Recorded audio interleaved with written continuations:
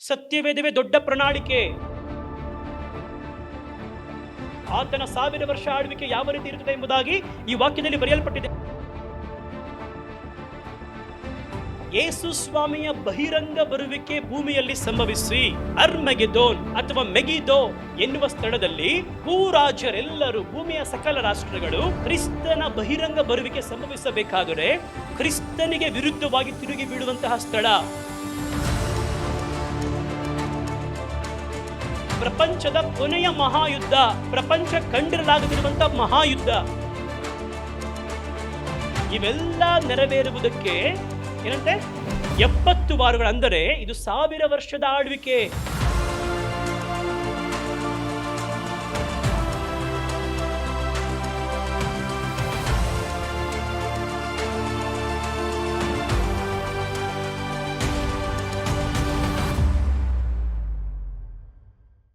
ಇದು ಒಂದು ಬಹಳ ಮುಖ್ಯ ಸಂದೇಶ.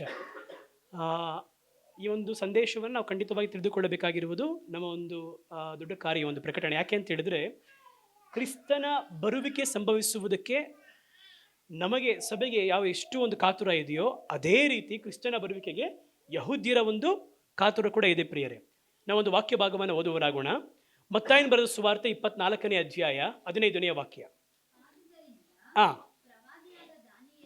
ಆ ಆ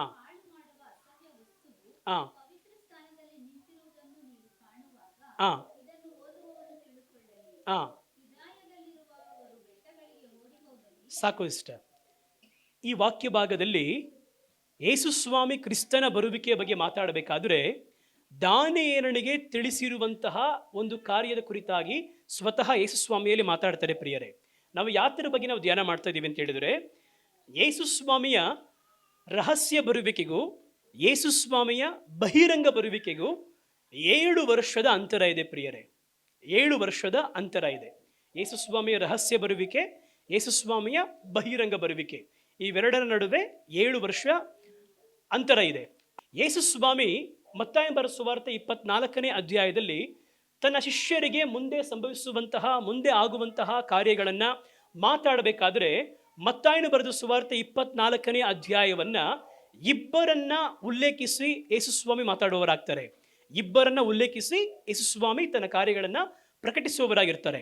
ಅಲ್ಲಿ ಯೇಸು ಸ್ವಾಮಿಯ ಬರುವಿಕೆ ಎನ್ನುವಂಥದ್ದು ಅದು ರಹಸ್ಯ ಬರುವಿಕೆ ಆಗಿರಬಹುದು ಅಥವಾ ಬಹಿರಂಗ ಬರುವಿಕೆ ಆಗಿರಬಹುದು. ಈ 2 ಬರುವಿಕೆ ಕೂಡ ಚರಿತ್ರೆಯ ಸಂಭವ, ಚರಿತ್ರೆಯಲ್ಲಿ ಪಾಲು ತೆಗೆದುಕೊಳ್ಳುವಂತಹ ಸಂಭವ. ಸಭೆಗೂ ಅಥವಾ ಯಹೂದ್ಯರಿಗೆ ಮಾತ್ರ ಅಲ್ಲ, ಇಡೀ ಜಗತ್ತು ಅದರಲ್ಲಿ ಪಾಲು ತೆಗೆದುಕೊಳ್ಳುತ್ತದೆ ಪ್ರಿಯರೇ. ಸಭೆಯ ಮೇಲೆ ಮಾತ್ರ ಅದು ಪರಿಣಾಮ ಬೀರಲ್ಲ, ಯಹೂದ್ಯರ ಮೇಲೆ ಮಾತ್ರ ಪರಿಣಾಮ ಬೀರಲ್ಲ. ಇಡೀ ಭೂಮಂಡಲದಲ್ಲಿರುವಂತಹ ಅಥವಾ ಭೂಮಿಯಲ್ಲಿರುವ ಸಕಲ ರಾಷ್ಟ್ರಗಳಲ್ಲಿಯೂ ಎಲ್ಲ ಜನಗಳ ಮೇಲೆ, ಎಲ್ಲ ಜನಾಂಗದವರ ಮೇಲೆ ದೊಡ್ಡ ಒಂದು ಪರಿಣಾಮವನ್ನ ಬೀರುವಂಥದ್ದಾಗಿರುತ್ತದೆ. ಅದು ಚರಿತ್ರೆಯ ಸಂಭವ. ಕ್ರಿಸ್ತನ ರಹಸ್ಯ ಬರುವಿಕೆ ಆಗಿರ್ಬೋದು, ಬಹಿರಂಗ ಬರುವಿಕೆ ಆಗಿರ್ಬೋದು, ಇವೆರಡೂ ಕೂಡ ಚರಿತ್ರೆಯ ಸಂಭವ, ಆತ್ಮಿಕ ಸಂಭವ ಅಲ್ಲ. ಯಾವುದೋ ಆತ್ಮದಲ್ಲಿ ನಡೆಯುವಂತಹ ಕಾರ್ಯವಲ್ಲ ಅದು. ಇದು ಒಂದು ಚರಿತ್ರೆಯಲ್ಲಿ ಒಂದು ಸ್ಥಳವನ್ನು ತೆಗೆದುಕೊಳ್ಳುವಂತಹ ಒಂದು ಸಂಭವ. ಹಾಗಾಗಿ ಒಂದು ವಿಷಯವನ್ನು ನಾವು ಅರ್ಥ ಮಾಡಿಕೊಳ್ಳಬೇಕು. ಯೇಸು ಸ್ವಾಮಿ ಈ ವಿಷಯವನ್ನು 24ನೇ ಅಧ್ಯಾಯದಲ್ಲಿ ಮಾತಾಡುವುದಕ್ಕೆ ಆರಂಭಿಸಬೇಕಾದರೆ ಇಬ್ಬರ ಕುರಿತಾಗಿ ಯೇಸು ಸ್ವಾಮಿ ಮನದಲ್ಲಿಟ್ಟು ಮಾತಾಡ್ತಾರೆ ಪ್ರಿಯರೇ. ಅಲ್ಲಿ ಈ ಒಂದು ಪ್ರಶ್ನೆಯನ್ನ ಕೇಳ್ತಾರೆ ನೋಡಿ. ಮತ್ತಾಯನ ಬರೆದ ಸುವಾರ್ತೆ 24ನೇ ಅಧ್ಯಾಯದಲ್ಲಿ 3ನೇ ವಾಕ್ಯವನ್ನು ಗಮನಿಸಿ ನೋಡಬೇಕಾದ್ರೆ, ಯೇಸು ಸ್ವಾಮಿಯ ಶಿಷ್ಯರು ನಿಮ್ಮ ಬರುವಿಕೆಗೂ ಯುಗದ ಸಮಾಪ್ತಿಗೂ ಏನು ಸೂಚನೆ ಎಂಬುದಾಗಿ ಕೇಳುತ್ತಾರೆ. ಆ ಪ್ರಶ್ನೆಯನ್ನ ಕೇಳಿದಾಗ ಯೇಸು ಸ್ವಾಮಿ ಹೇಳುವಂತಹ ಕಾರ್ಯವೇ ಗುರುತುಗಳೇ, ಸೂಚನೆಗಳೇ ಮತ್ತಾಯ 24ನೇ ಅಧ್ಯಾಯದಲ್ಲಿ ಬರೆಯಲ್ಪಟ್ಟಿರುವಂತಹ ಕಾರ್ಯಗಳು. ಆ ಮತ್ತಾಯನ ಬರೆದ ಸುವಾರ್ತೆ 24ನೇ ಅಧ್ಯಾಯದಲ್ಲಿ ಕ್ರಿಸ್ತನು ಮಾತಾಡಬೇಕಾದ್ರೆ ಇಬ್ಬರನ್ನ ಉದ್ದೇಶಿಸಿ ಮಾತಾಡ್ತಾರೆ, ಇಬ್ಬರನ್ನ ಮನದಲ್ಲಿಟ್ಟು ಮಾತಾಡ್ತಾರೆ. ಒಂದು ಯಹೂದ್ಯರು, ಇನ್ನೊಂದು ಸಭೆ. ಅಲ್ಲಿ ಶಿಷ್ಯರಾಗಿರುವವರು ಯಹೂದ್ಯರು ಆಗಿದ್ದಾರೆ. ಆ ಪ್ರಶ್ನೆಯನ್ನು ಕೇಳಿದವರು ಶಿಷ್ಯರಾಗಿರುವವರು ಯಹೂದ್ಯರು ಆಗಿದ್ದಾರೆ. ಪಂಚಾಶತಮ ದಿನದಲ್ಲಿ ಸ್ಥಾಪನೆಯಾಗುವಂತಹ ಸಭೆಯ ಅಸ್ಥಿವಾರವಾಗಿಯೂ ಆಗಿದ್ದಾರೆ. ಅವರೇ ಸಭೆ. ಆದರೆ ಅವರಿಗೆ ಅವಾಗ ಸಭೆ ಎನ್ನುವ ಕಾನ್ಸೆಪ್ಟ್ ಗೊತ್ತಿಲ್ಲ. ಸಭೆ ಎನ್ನುವಂತಹ ವಿಚಾರವನ್ನ ಅವರನ್ನು ಹೊಂದಿಕೊಂಡಿರಲಿಲ್ಲ. ಯೇಸು ಸ್ವಾಮಿ ಅದರ ಕುರಿತಾಗಿ ಅವರಿಗೆ ಪ್ರಕಟಿಸಿರಲಿಲ್ಲ. ಅವರು ಸಭೆಯ ಪ್ರತಿನಿಧಿಗಳಾಗಿಯೂ ಯಹೂದ್ಯರ ಪ್ರತಿನಿಧಿಗಳಾಗಿಯೂ ಕ್ರಿಸ್ತನ ಮುಂದೆ ಆ ಪ್ರಶ್ನೆಯನ್ನು ಇಡ್ತಾರೆ ಪ್ರಿಯರೇ. ಆಗ ಯೇಸು ಸ್ವಾಮಿ ಸಭೆಗೂ ಮಾತಾಡ್ತಾರೆ, ಯಹೂದ್ಯರಿಗೂ ಮಾತಾಡ್ತಾರೆ. ಅದರಲ್ಲಿ ಸಭೆಯ ಪಾತ್ರ ಯಾವುದು ಅಂತ ನೋಡೋದಾದರೆ, ಮತ್ತಾಯನು ಬರೆದ ಸುವಾರ್ತೆ 24ನೇ ಅಧ್ಯಾಯ 4ನೇ ವಾಕ್ಯದಿಂದ 14ನೇ ವಾಕ್ಯದವರೆಗೂ ಕ್ರಿಸ್ತನು ಸಭೆಗೆ ಮಾತಾಡುವಂತಹ ಕಾರ್ಯ ರಹಸ್ಯ ಬರುವಿಕೆಗೆ ಮುಂಚಿತವಾಗಿ ಸಂಭವಿಸುವಂತಹ ಕಾರ್ಯಗಳು. ಇದ್ರ ಬಗ್ಗೆ ನಾವು ಕಳೆದ ವಾರದಲ್ಲಿ ನಾವು ಅಧಿಕವಾಗಿ ನಾವು ಧ್ಯಾನ ಮಾಡಿದ್ವಿ. ರಹಸ್ಯ ಬರುವಿಕೆಗೆ ಮುಂಚಿತವಾಗಿ ಸಂಭವಿಸುವಂತಹ ಕಾರ್ಯಗಳು ಮತ್ತಾಯನು ಬರೆದ ಸುವಾರ್ತೆ 24ನೇ ಅಧ್ಯಾಯದ 4ನೇ ವಾಕ್ಯದಿಂದ 14ನೇ ವಾಕ್ಯದವರೆಗೂ. 15ನೇ ವಾಕ್ಯದಿಂದ 35ನೇ ವಾಕ್ಯದವರೆಗೂ ಸಭೆ ರಹಸ್ಯ ಬರುವಿಕೆಯಲ್ಲಿ ಎತ್ತಲ್ಪಡುತ್ತೆ. ಎತ್ತಲ್ಪಟ್ಟ ನಂತರ ಯಹೂದ್ಯರ ಕಾಲ ಗಡಿಯಾರ ಆರಂಭವಾಗುತ್ತೆ. ಅದು ಏನು ಎಂಬುದಾಗಿ ನಾವು ಅನಂತರ ಸಂದೇಶದಲ್ಲಿ ನೋಡುವವರಾಗೋಣ. ಯಹೂದ್ಯರ ಕಾಲ ಗಡಿಯಾರ ಆರಂಭವಾಗುತ್ತೆ. ಅಂತ್ಯಕ್ರಿಸ್ತನ ಆಳ್ವಿಕೆ ಬರುತ್ತದೆ. 7 ವರ್ಷ ಉಪದ್ರವ ಕಾಲ ಭೂಮಿಯಲ್ಲಿರುತ್ತದೆ. ಆಗ ಯಹೂದ್ಯರಿಗೆ ಸಂಭವಿಸುವಂತಹ ಕಾರ್ಯಗಳು ಮತ್ತಾಯನು ಬರೆದ ಸುವಾರ್ತೆ 24ನೇ ಅಧ್ಯಾಯ 15ನೇ ವಾಕ್ಯದಿಂದ 35ನೇ ವಾಕ್ಯದವರೆಗೂ. ಸ್ವಲ್ಪ ಅದನ್ನ ವೇಗವಾಗಿ ಯಾರಾದರೂ ಓದ್ತೀರಾ?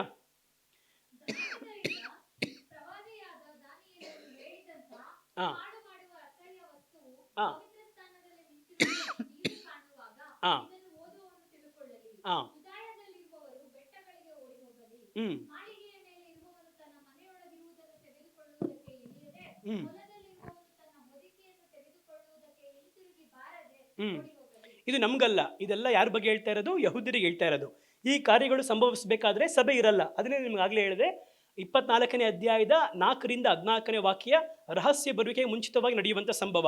15ರಿಂದ 35ನೇ ವಾಕ್ಯದವರೆಗೂ ರಹಸ್ಯ ಬರುವಿಕೆಯ ನಂತರ ನಡೆಯುವಂಥ ಸಂಭವ. ಅವಾಗ ಅದು ಯಹೂದ್ಯರಿಗೆ ಬರೆಯಲ್ಪಟ್ಟಿರುವಂಥ ಕಾರ್ಯ. ಓದಿ ಇಷ್ಟ.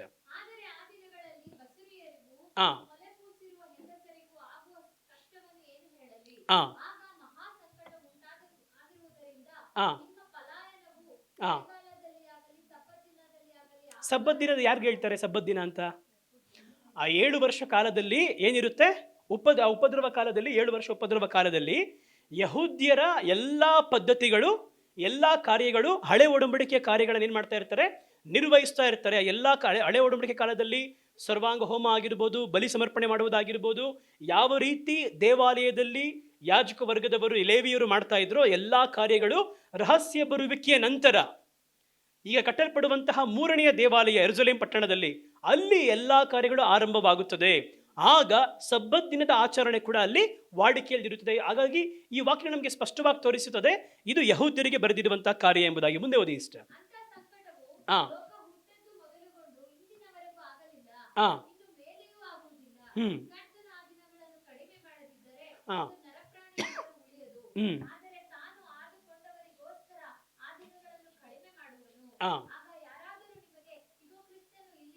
ನೋಡಿ, ಇಲ್ಲಿ ಹೇಳ್ತಾರೆ, ಏನಂತ ಹೇಳ್ತಾರೆ? ಕ್ರಿಸ್ತನು ಇಲ್ಲಿದ್ದಾನೆ, ಕ್ರಿಸ್ತನು ಅಲ್ಲಿದ್ದಾನೆ. ಅಲ್ಲಿ ಯೇಸುಸ್ವಾಮಿ ಹೆಸರು ಬರೆಯಲ್ಪಟ್ಟಿಲ್ಲ. ಕ್ರಿಸ್ತನು ಅಂತ ಹೇಳಿದ್ರೆ ಯಹೂದ್ಯರು ಕಾಯುತ್ತಿರುವುದು ಮೆಸ್ಸಿಯನಿಗೋಸ್ಕರವಾಗಿ. ಕ್ರಿಸ್ತನು, ಕ್ರಿಸ್ಟೋಸ್ ಅಂದ್ರೆ ಮೆಸ್ಸಿಯ ಎಂಬುದಾಗಿ ಅರ್ಥ. ಅಲ್ಲಿ ಕ್ರಿಸ್ತನು ಅಂತ ಹೇಳ್ತಾರೆ ಅಂತ ಹೇಳಿದ್ರೆ ಯಹೂದ್ಯರು ಕ್ರಿಸ್ತನು ಬರ್ತಾನೆ, ರಕ್ಷಕನು ಬರ್ತಾನೆ, ಮೆಸ್ಸಿಯ ಬರ್ತಾನೆ, ಬಂದು ನಮಗೆ ಒಂದು ಒಳ್ಳೆ ಆಡಳಿತವನ್ನ, ಒಂದು ಒಳ್ಳೆ ರಾಜ್ಯವನ್ನ, ನಿತ್ಯ ರಾಜ್ಯವನ್ನ ಸ್ಥಾಪನೆ ಮಾಡಿಕೊಡ್ತಾರೆ ಎಂಬುದಾಗಿ ಅವರು ಎದುರು ನೋಡಿ ಕಾಯ್ತಾ ಇದ್ದಾರೆ. ಹಾಗಾಗಿ ಯೇಸುವ ಮೇಲೆ ಹೇಳ್ತಾ ಇದ್ದಾರೆ, ಕ್ರಿಸ್ತನು ಈಗೋ ಇಲ್ಲಿದ್ದಾನೆ, ಅಲ್ಲಿದ್ದಾನೆ. ಇವಾಗ ನೋಡಿ, ಎಷ್ಟೋ ಸುಳ್ಳು ಉಪದೇಶಕರು, ಸುಳ್ಳು ಬೋಧಕರು, ಸುಳ್ಳು ಸೇವಕರುಗಳು, ಹಲವಾರು ಜನಗಳು ಇವತ್ತಿದ್ದಾರೆ, ಹಲವಾರು ಜನಗಳು ಇದ್ದಿದ್ದಾರೆ. ಇದು ಸಭೆಯ ಕಾಲದಲ್ಲಿ ಈಗಾಗಲೇ ಇದೆ. ಆದರೆ ಉಪದ್ರವ ಕಾಲದಲ್ಲಿ, 7 ವರ್ಷ ಅವಧಿಯ ಉಪದ್ರವ ಕಾಲದಲ್ಲಿ, ಅವತ್ತು ಕೂಡ, ಆ ದಿನಗಳಲ್ಲಿ ಕೂಡ ಅವರಿಗೆ ಕ್ರಿಸ್ತನು ಇಲ್ಲಿದ್ದಾನೆ, ಕ್ರಿಸ್ತನು ಅಲ್ಲಿದ್ದಾನೆ, ಕ್ರಿಸ್ತನು ಬಂದಿದ್ದಾನೆ ಅಂತೇಳಿ ಏನ್ ಮಾಡ್ತಾರೆ? ಯಹೂದ್ಯರಲ್ಲಿ ಕೂಡ ಯೇಸುಸ್ವಾಮಿಯ ಬರುವಿಕೆ ಅಂದ್ರೆ ನಾವು ಯೇಸುಸ್ವಾಮಿಯನ್ನ ಮೆಸ್ಸಿ ಅಂತ ಅವ್ರು ನಂಬಲ್ಲ. ಆದ್ರೆ ಮೆಸ್ಸಿಯನು ಬರ್ತಾನೆ, ರಕ್ಷಕನು ಬರ್ತಾನೆ ಅಂತ ನಂಬ್ತಾ ಇದ್ದಾರೆ. ಕ್ರಿಸ್ತನು ಈಗ ಇಲ್ಲಿದ್ದಾನೆ, ಅಲ್ಲಿದ್ದಾನೆ ಅಂತ ವಂಚಿಸುವಂತ ಕಾರ್ಯಗಳು ಅವರಿಗೆ ಕೂಡ ಬರುತ್ತದೆ. ಮುಂದೆ ಹೋದ್ರಿ.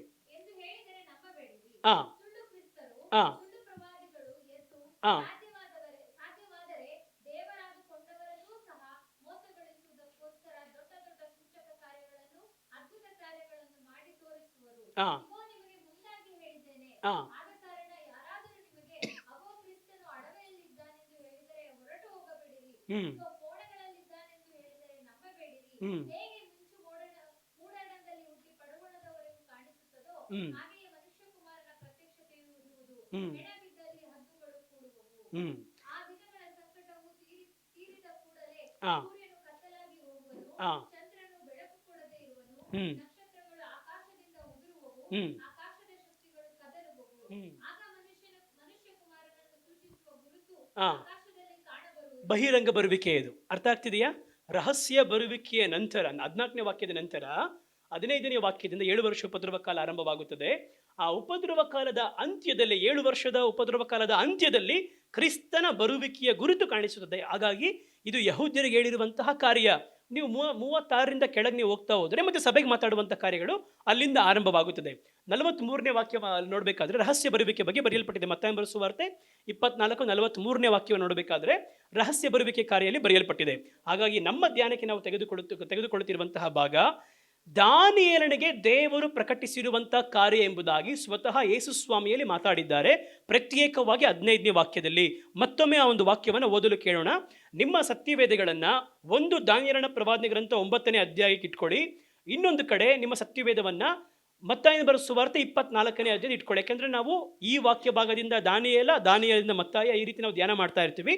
2 ಭಾಗದಲ್ಲಿ ನಿಮ್ಮ ಸತ್ಯವೇದವನ್ನ ಇಟ್ಕೊಳ್ಳಿ. ಸರಿ, ಈಗ ಮತ್ತಾಯನ ಬರೆದ ಸುವಾರ್ತೆ 24ನೇ ಅಧ್ಯಾಯ 15ನೇ ವಾಕ್ಯ. ಆ ಆ ಆ ಆ ಆ ಅಲ್ಲಿ ಹೇಳಲ್ಪಟ್ಟಿರುವಂತಹ ಪವಿತ್ರ ಸ್ಥಾನ ಎನ್ನುವಂಥದ್ದು ಈಗ ಕಟ್ಟಲ್ಪಡುವಂತಹ 3ನೆಯ ದೇವಾಲಯ.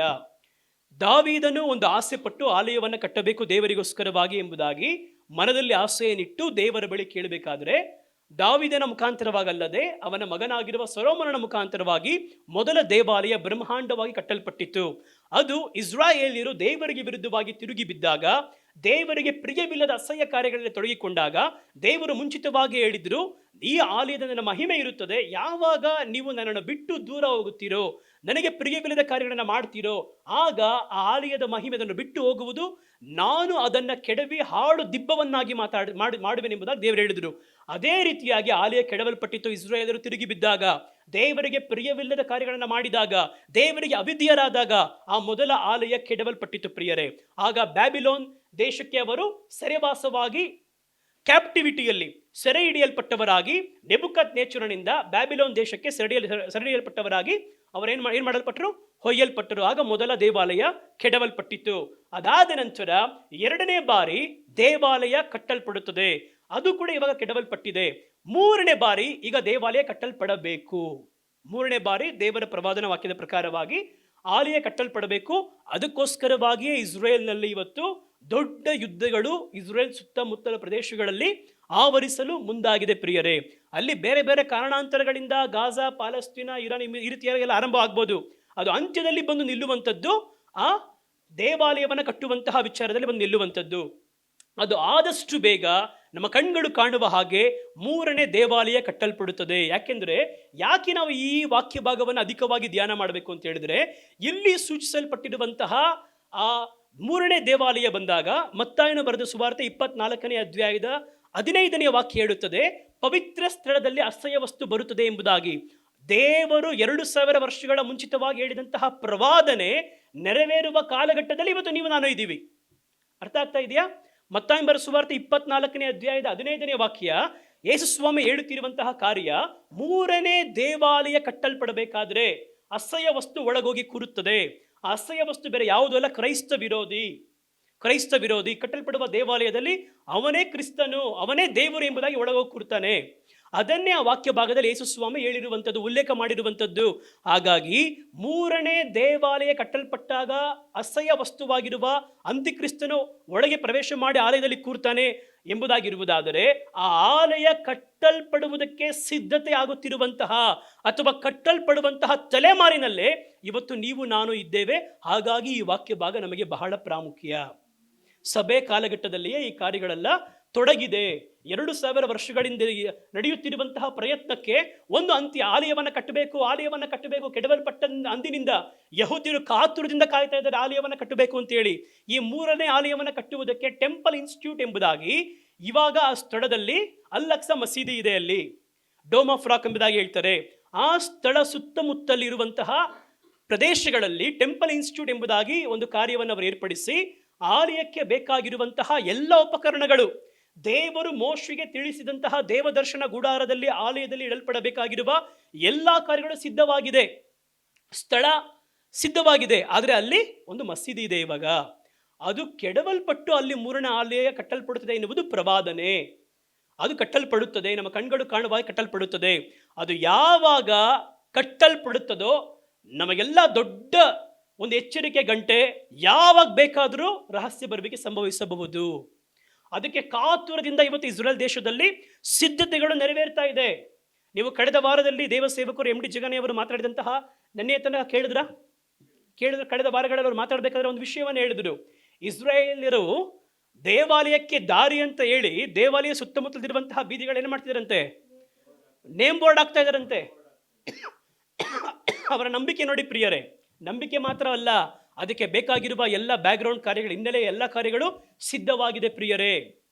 ಹಾಗಾಗಿ ದೇವರ ಬರುವಿಕೆ, ನಮಗೆ ಆಲಯ ಕಟ್ಟಲ್ಪಡುವುದೋ, ಅಂತ್ಯಕ್ರಿಸ್ತನು ಬರುವುದೋ, ಅಥವಾ ಯಹೂದ್ಯರ ರಕ್ಷಣೆಯ ಕಾಲ, ಉಪದ್ರವ ಕಾಲ, ನಮಗೆ ಅದು ಮುಖ್ಯ ಅಲ್ಲ.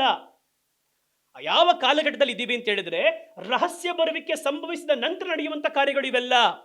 ಹಾಗಾಗಿ ಇದು ನಮಗೆ ಬಹಳ ಪ್ರಾಮುಖ್ಯ. ಯಾಕೆಂದ್ರೆ ಆ 7 ವರ್ಷ ಕಾಲ ನಾವು ಇರಲ್ಲ, ಸಭೆ ಇರಲ್ಲ ಈ ಭೂಮಿಯಲ್ಲಿ. 7 ವರ್ಷ ಉಪದ್ರವ ಕಾಲದಲ್ಲಿ ಕ್ರೈಸ್ತ ವಿರೋಧಿ ಆಡಳಿತ ಇರಬೇಕಾದ್ರೆ ಸಭೆ ಈ ಭೂಮಿಯಲ್ಲಿ ಇರಲ್ಲ. ನೀವು ನಾನು ಈ ಭೂಮಿಯಲ್ಲಿ ಇರೋದಿಲ್ಲ ಪ್ರಿಯರೇ. ಆದರೆ ಸಭೆ ಎತ್ತಲ್ಪಡುವುದಕ್ಕೆ ಒಂದು ಮುಖ್ಯ ಕಾಲ ಸೂಚನೆ ಯಾವುದು? ಮೂರನೇ ಆಲಯ ಬಂದು ನಿಲ್ಲುತ್ತದೆ ಎನ್ನುವುದು ಮುಖ್ಯ ಸೂಚನೆ ಪ್ರಿಯರೇ. ಅದು ಬರುವುದಕ್ಕೆ ಎಲ್ಲಾ ಸಿದ್ಧತೆಗಳು ನಡೆಯುತ್ತಿರುವುದು ನೀವು ನಾನು ಇರುವಂತಹ ಇದೇ ಕಾಲಘಟ್ಟದಲ್ಲಿ. ನಾವಿಲ್ಲಿ ಕುಳಿತು ಆರಾಧನೆ ಮಾಡ್ತಾ ಇದ್ದೀವಿ, ದೇವರ ವಾಕ್ಯವನ್ನು ಕೇಳ್ತಾ ಇದ್ದೀವಿ, ಪ್ರಾರ್ಥನೆ ಮಾಡ್ತಾ ಇದ್ದೀವಿ.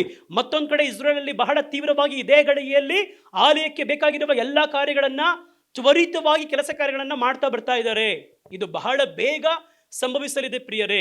ಈ ಮೂರನೇ ಆಲಯದ ಕುರಿತಾಗಿ ಯೇಸು ಸ್ವಾಮಿ ಮತ್ತಾಯ 24:15 ಹೇಳಿರುವಂತಹ ಕಾರ್ಯ ಅಲ್ಲಿ ಹೇಳ್ತಾ ಇದ್ದಾರೆ, ದಾನಿಯೇಲನಿಗೆ ಇದು ಪ್ರಕಟಿಸಲ್ಪಟ್ಟಿದೆ ಎಂಬುದಾಗಿ. ಹಾಗಾಗಿ ದಾನಿಯೇಲ ದೇವರು ಏನು ಪ್ರಕಟಿಸಿದ್ರು? ದಾನಿಯೇಲ ಪ್ರವಾದನೆ ಗ್ರಂಥ 9ನೇ ಅಧ್ಯಾಯ 27ನೇ ವಾಕ್ಯವನ್ನು ಓದಿರಿ. ದಾನಿಯೇಲನ ಪ್ರವಾದನೆ ಗ್ರಂಥ 9ನೇ ಅಧ್ಯಾಯ 27ನೇ ವಾಕ್ಯ. ಆ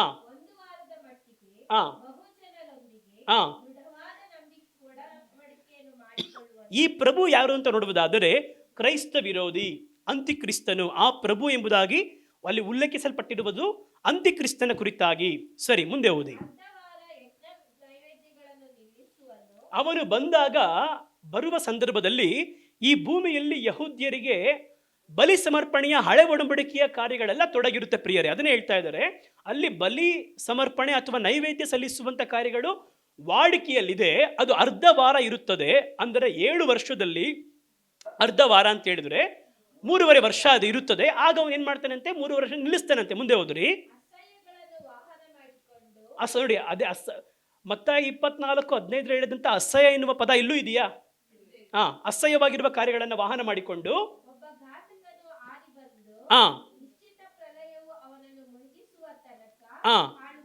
ಹಾಳು ಮಾಡುವನು.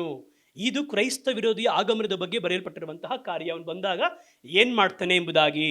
ಈಗ 2 ಥೆಸಲೋನಿಕ 2ನೇ ಅಧ್ಯಾಯ 7ನೇ ವಾಕ್ಯವನ್ನು ಓದ್ರಿ. 2 ಥೆಸಲೋನಿಕ 2ನೇ ಅಧ್ಯಾಯ 7ನೇ ವಾಕ್ಯವನ್ನು ಓದ್ರಿ. ನೋಡಿ, ಎಲ್ಲ ಗಮನಿಸಿ. ಅಧರ್ಮ ಎಂಬುದಾಗಿ ಇಲ್ಲಿ ಓದುತ್ತಿರುವಂತಹ ಕಾರ್ಯ ಕ್ರೈಸ್ತ ವಿರೋಧಿ, ಅಂತ್ಯಕ್ರಿಸ್ತನು. ಅವನಿಗೆ ಅಲ್ಲಿ ಅಧರ್ಮ ಎಂಬುದಾಗಿ ಸೂಚಿಸಲ್ಪಟ್ಟಿದೆ. ಅಧರ್ಮವು ಈಗಲೂ ಗುಪ್ತವಾಗಿ ಕ್ರೈಸ್ತ ವಿರೋಧಿಯಾಗಿರುವ ಅಂತ್ಯಕ್ರಿಸ್ತನ ಆತ್ಮ ಈಗಾಗಲೇ ಕೆಲಸ ಮಾಡ್ತಾ ಇದೆ ಪ್ರಿಯರೇ. ಮರೆಯಾಗಿ ಅವನ ಬರುವಿಕೆಗೆ ಕಾರ್ಯವನ್ನ ಮಾಡ್ತಾ ಇದ್ದಾನೆ. ನಾವು ಕ್ರಿಸ್ತನ ಬರುವಿಕೆಗೋಸ್ಕರವಾಗಿ ಕರ್ತನ ದಾರಿಯನ್ನ ಸಿದ್ಧ ಮಾಡ್ರಿ, ಆತನ ಹಾದಿಗಳನ್ನು ನೆಟ್ಟಗೆ ಮಾಡ್ರಿ ಎಂಬುದಾಗಿ ದೇವರು ನಮಗೆ ಕೊಟ್ಟಿರುವಂತಹ ಕಾರ್ಯವನ್ನ ಒಂದು ಕಡೆ ಸಭೆ ನಾವೆಲ್ಲ ಸೇರಿ ಮಾಡ್ತಾ ಇದ್ದೀವಿ. ದೇವರ ಬರುವಿಕೆ ಕುರಿತಾಗಿ ಸುವಾರ್ತೆಯನ್ನು ಸಾರುತ್ತಾ, ಸಾಕ್ಷಿಯನ್ನು ಹೇಳುತ್ತಾ, ದೇವರ ನ್ಯಾಯ ತೀರ್ಪಿದೆ, ದೇವರ ಬರುವಿಕೆ ಇದೆ, ನಿತ್ಯ ಜೀವಿತ ಇದೆ ಎಂಬುದಾಗಿ ನಾವೊಂದು ಕಡೆ ದೇವರ ಬರುವಿಕೆಗೆ ದಾರಿಯನ್ನು ಏನ್ ಮಾಡ್ತಾ ಇದ್ದೀವಿ, ಸಿದ್ಧ ಮಾಡ್ತಾ ಬರ್ತಾ ಇದ್ದೀವಿ. ಮತ್ತೊಂದು ಕಡೆಯಲ್ಲಿ ಅಂತ್ಯಕ್ರಿಸ್ತನ ಬರುವಿಕೆಗೂ ಅಲ್ಲಿ ಸಿದ್ಧತೆಯ ಕಾರ್ಯಗಳು ನೆರವೇರ್ತಾ ಇದೆ. ಅದುವೇ ವಾಕ್ಯದಲ್ಲಿ ಹೇಳ್ತಾ ಇದೆ, ಅಧರ್ಮವು ಈಗಲೂ ಗುಪ್ತವಾಗಿ ಕಾರ್ಯ ಮಾಡ್ತಾ ಇದೆ. ಅಲ್ಲಿ ಅಧರ್ಮ ಎಂಬುದಾಗಿ ಹೇಳಲ್ಪಟ್ಟಿರುವಂತಹ ಕಾರ್ಯ ಕ್ರೈಸ್ತ ವಿರೋಧಿಯ ಆತ್ಮ ಅಥವಾ ಕ್ರೈಸ್ತ ವಿರೋಧಿ. ಮುಂದೆ ಓದಿ ಇಷ್ಟ. ಆದರೆ ಅವರು ಹೊರಬರುವುದಕ್ಕೆ ಯಾರೋ ಒಬ್ರು ಅಡ್ಡಿ ಮಾಡ್ತಾ ಇದ್ದಾರೆ. ಆ ಅಡ್ಡಿ ಮಾಡುವವರು ತೆಗೆದು ಬಿಡಲ್ಪಡುವ ತನಕ ಅದು ಗುಪ್ತವಾಗಿಯೇ ಇರುವುದು. ಅಡ್ಡಿ ಮಾಡುತ್ತಿರುವುದು ಯಾರು ಎಂಬುದಾಗಿ ನೋಡುವುದಾದರೆ ಪರಿಶುದ್ಧಾತ್ಮನು, ದೇವರಾತ್ಮನು. ದೇವರಾತ್ಮನು ಎಲ್ಲಿಯವರೆಗೂ ಭೂಮಿಯಲ್ಲಿ ಇದ್ದಾರೋ ಕ್ರೈಸ್ತ ವಿರೋಧಿ ಆತ್ಮ ಹೊರಬರಲಾಗುವುದಿಲ್ಲ. ದೇವರಾತ್ಮನು ಎಲ್ಲಿಯವರೆಗೂ ಭೂಮಿಯಲ್ಲಿ ಇರ್ತಾರೆ ಅಂತ ಹೇಳಿದ್ರೆ, ಸಭೆ ಈ ಭೂಮಿಯಲ್ಲಿ ಇರುವವರೆಗೂ ದೇವರಾತ್ಮನು ಈ ಭೂಮಿಯಲ್ಲೇ ಇರ್ತಾರೆ. ಸಭೆಗೋಸ್ಕರವಾಗಿ ಸಭೆಯ ನಡುವೆಯಲ್ಲಿ ನಮ್ಮೊಳಗೆ ವಾಸ ಮಾಡುತ್ತಾ ಇರ್ತಾರೆ. ಸಭೆ ಎತ್ತಲ್ಪಟ್ಟ ಕೂಡಲೇ ಅಡ್ಡಿ ಮಾಡುವ ಪರಿಶುದ್ಧಾತ್ಮನು, ಯಾವುದಕ್ಕೆ? ಕ್ರೈಸ್ತ ವಿರೋಧಿಯ ಆಗಮನಕ್ಕೆ, ಅಧರ್ಮಕ್ಕೆ ಅಡ್ಡಿ ಮಾಡುವಂತಹ ಪರಿಶುದ್ಧಾತ್ಮನು ಸಭೆ ಎತ್ತಲ್ಪಟ್ಟಾಗ ಅವರು ಇಲ್ಲಿಂದ ಏನಾಗ್ತಾರೆ? ಅವರು ಕೂಡ ಏನಾಗ್ತಾರೆ? ಎತ್ತಲ್ಪಡ್ತಾರೆ. ಅವರು ಕೂಡ ಸ್ವರ್ಗಾರೋಹಣ ಆಗ್ತಾರೆ. ಆಗ ಈ ಭೂಮಿಯಲ್ಲಿ ಅಡ್ಡಿ ಮಾಡುವವನು ಎತ್ತಲ್ಪಟ್ಟ ಕೂಡಲೇ, ಹೋದ ಕೂಡಲೇ ಕ್ರೈಸ್ತ ವಿರೋಧಿಯ ಆಳ್ವಿಕೆ ಬರುತ್ತದೆ. ಅದುವೇ ಅಂತ್ಯಕ್ರಿಸ್ತನ ಆಳ್ವಿಕೆ. ಅವಾಗ ಅವನು ಕಟ್ಟಲ್ಪಡುವಂತಹ 3ನೇ ದೇವಾಲಯದಲ್ಲಿ ಬಂದು ಕೂರುತ್ತಾನೆ. ಸರಿ, ಈಗ ಅವನು ಬಂದು ಕೂರುವುದಕ್ಕೆ ಯಾವ ಕಾಲ ಸೂಚನೆ ಬರೆಯಲ್ಪಟ್ಟಿದೆ ವಾಕ್ಯ ಭಾಗದಲ್ಲಿ? ದಾನಿಯೇಲನಿಗೆ ದೇವರೇನು ಪ್ರಕಟಣೆ ಮಾಡಿದ್ದಾರೆ? ಅದೇ ಅಧ್ಯಾಯದಲ್ಲಿ 9ನೇ ಅಧ್ಯಾಯದ 24ನೇ ವಾಕ್ಯವನ್ನು ಓದ್ರಿ. ದಾನಿಯೇಲ್ ಪ್ರವಾದನೆ ಗ್ರಂಥ 9ನೇ ಅಧ್ಯಾಯ 24.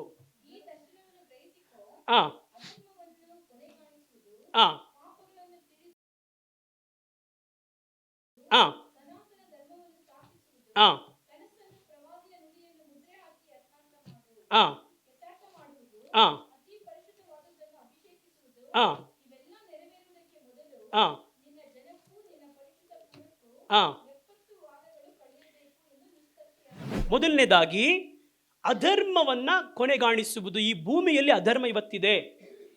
ಈ ಭೂಮಿಯಲ್ಲಿ ಏನಿದೆ? ಅಧರ್ಮ ಇವತ್ತಿದೆ. ಆ ಅಧರ್ಮ ಕೊನೆಗಾಣುತ್ತಂತೆ, ಅಂದ್ರೆ ಧರ್ಮ ಸ್ಥಾಪನೆ ಆಗುತ್ತದೆ. ಮುಂದೆ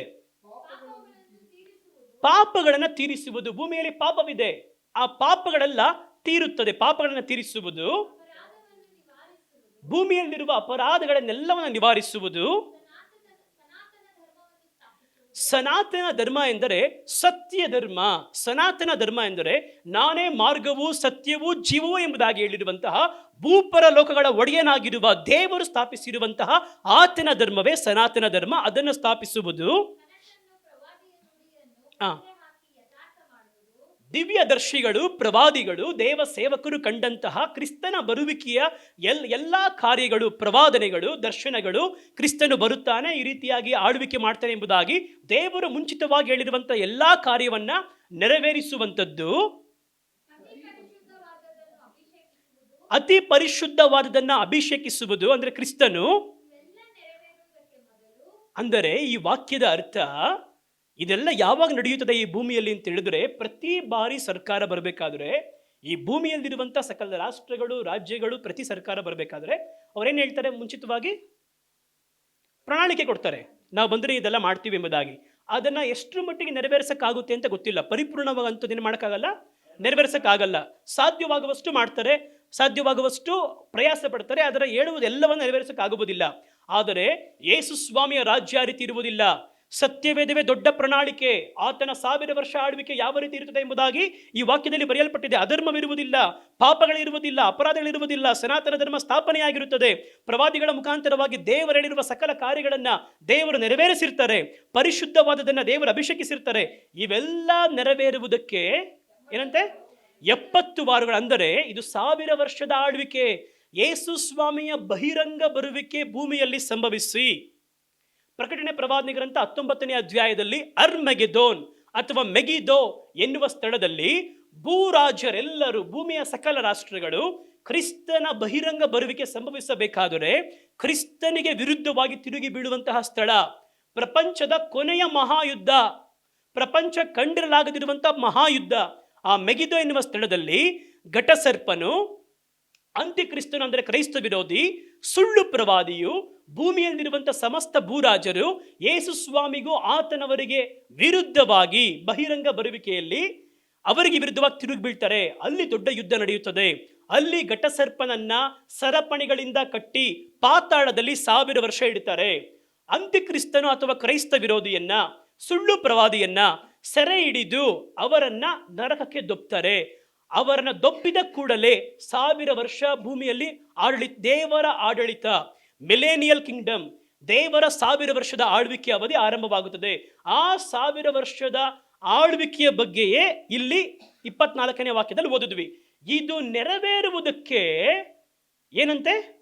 ಇವೆಲ್ಲ ನೆರವೇರುವುದಕ್ಕೆ ಮೊದಲು ನಿನ್ನ ಅಂದ್ರೆ ಯಾರಿಲ್ಲಿ? ದಾನಿಯೇಲ. ದಾನಿಯೇಲನ ಜನರು ಯಾರು? ಇಸ್ರಾಯೇಲರು, ಯಹೂದ್ಯರು, ನಿನ್ನ ಜನಕ್ಕೂ ಪರಿಶುದ್ಧ ಪುರ ಅಂದ್ರೆ ಯಾವುದು? ಯೆರೂಸಲೇಮ್ ಪಟ್ಟಣ. ಯೇಸು ಸ್ವಾಮಿ ಅಥವಾ ದೇವರ ಈ ಭೂಮಿಯಲ್ಲಿರುವ ರಾಜಧಾನಿ, ದೇವರ ರಾಜಧಾನಿ ಯೆರೂಸಲೇಮ್ ಪಟ್ಟಣ. ಪರಿಶುದ್ಧ ಪಟ್ಟಣಕ್ಕೂ ಎಷ್ಟು ವಾರಗಳು ಕಳೆಯಬೇಕು? 70 ವಾರಗಳು ಕಳೆಯಬೇಕು ಎಂಬುದಾಗಿ ನಿಷ್ಕರ್ಷೆಯಾಗಿದೆ.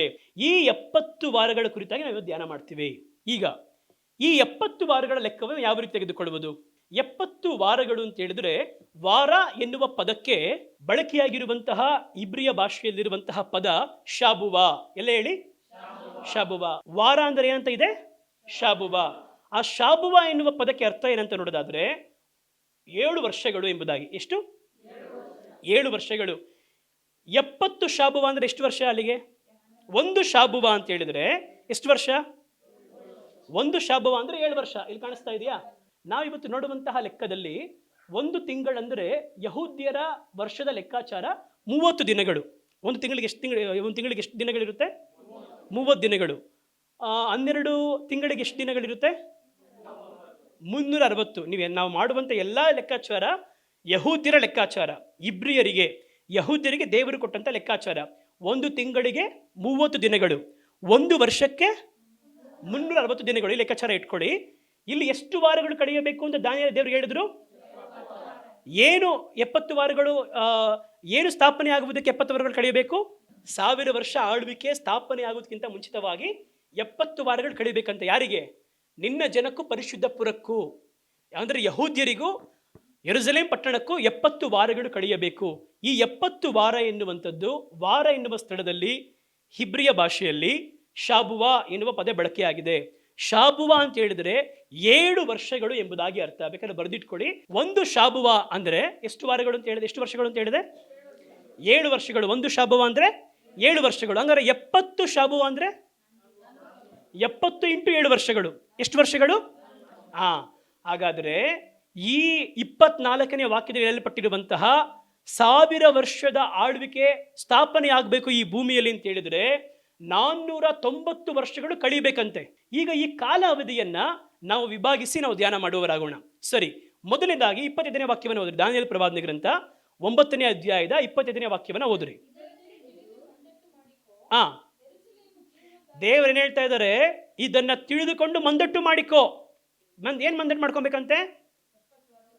ಮುಂದೆ ಹೋದ್ರಿ.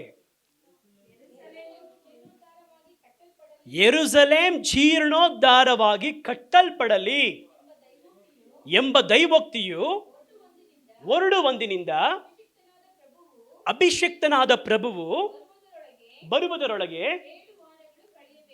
7 ವಾರಗಳು ಕಳೆಯಬೇಕು. ಅಲ್ಲೇನು ಹೇಳ್ತಾ ಇದ್ದಾರೆ ಅಂತ ಹೇಳಿದ್ರೆ, ಅಭಿಷಕ್ತನಾದ ಪ್ರಭು ಬರುವುದಕ್ಕೆ 7 ವಾರಗಳು ಕಳೆಯಬೇಕು. ಅದಾದ್ಮೇಲೆ ಮುಂದೆ ಹೋದ್ರಿ. 2 ಲೆಕ್ಕ ಹೇಳ್ತಾ ಇದ್ದಾರೆ ಅಲ್ಲಿ. ಒಂದು, ಅಭಿಷಕ್ತನಾದ ಪ್ರಭು ಬರುವುದಕ್ಕೆ 7 ವಾರಗಳು, 62 ವಾರಗಳು ಕಳಿಬೇಕಂತೆ. 25ನೇ ವಾಕ್ಯದಲ್ಲಿ ಇನ್ನೊಂದ್ಸರಿ ಕ್ಲೀನ್ ಆಗಿ ಗಮನಿಸಿ, ಇನ್ನೊಂದ್ಸರಿ ನಿಧಾನಕ್ಕೆ ಹೋದ್ರಿ. ಅಭಿಷಕ್ತನಾದ ಪ್ರಭು ಬರುವುದರೊಳಗೆ ಅಂದರೆ ಯೇಸು ಕ್ರಿಸ್ತನು ಬರುವುದರೊಳಗೆ ಮೊದಲು ಎಷ್ಟು ವಾರ ಕಳಿಬೇಕು? 7 ವಾರಗಳು. ಆಮೇಲೆ ಅದು ಪುನಃ ಕಟ್ಟಲ್ಪಟ್ಟು 62 ವಾರ ಇರುವುದು. ಇಲ್ಲಿ ನೋಡಿ, ಇಲ್ಲಿ 7 ವಾರಗಳು ಕಳಿಬೇಕಂತ ಕಾಣಿಸ್ತದೆ ಇಲ್ಲಿ. ಇವಾಗ ದೇವಾಲಯ ಅಂದರೆ ಯೆರೂಸಲೇಮ್ ಜೀರ್ಣೋದ್ಧಾರವಾಗಿ ಕಟ್ಟಲ್ಪಡಲಿ ಒಂದು ದೈವೋಕ್ತಿ ಹೊರಡುತ್ತೆ.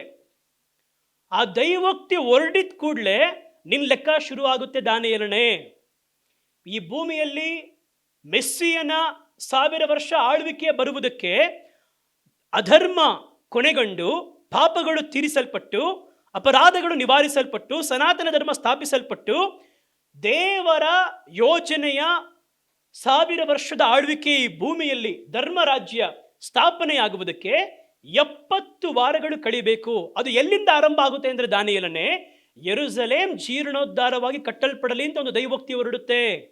ಇವಾಗ ಈ ಮಾತನ್ನ ದಾನಿಯೇಲನಿಗೆ ಹೇಳಬೇಕಾದ್ರೆ, ದಾನಿಯೇಲ್ ಸಮೇತವಾಗಿ ಇಸ್ರಾಯೇಲರೆಲ್ಲರೂ ಬ್ಯಾಬಿಲೋನ್ ದೇಶದಲ್ಲಿ ಸೆರೆವಾಸವಾಗಿದ್ದಾರೆ, ಕ್ಯಾಪ್ಟಿವಿಟಿಲಿದ್ದಾರೆ.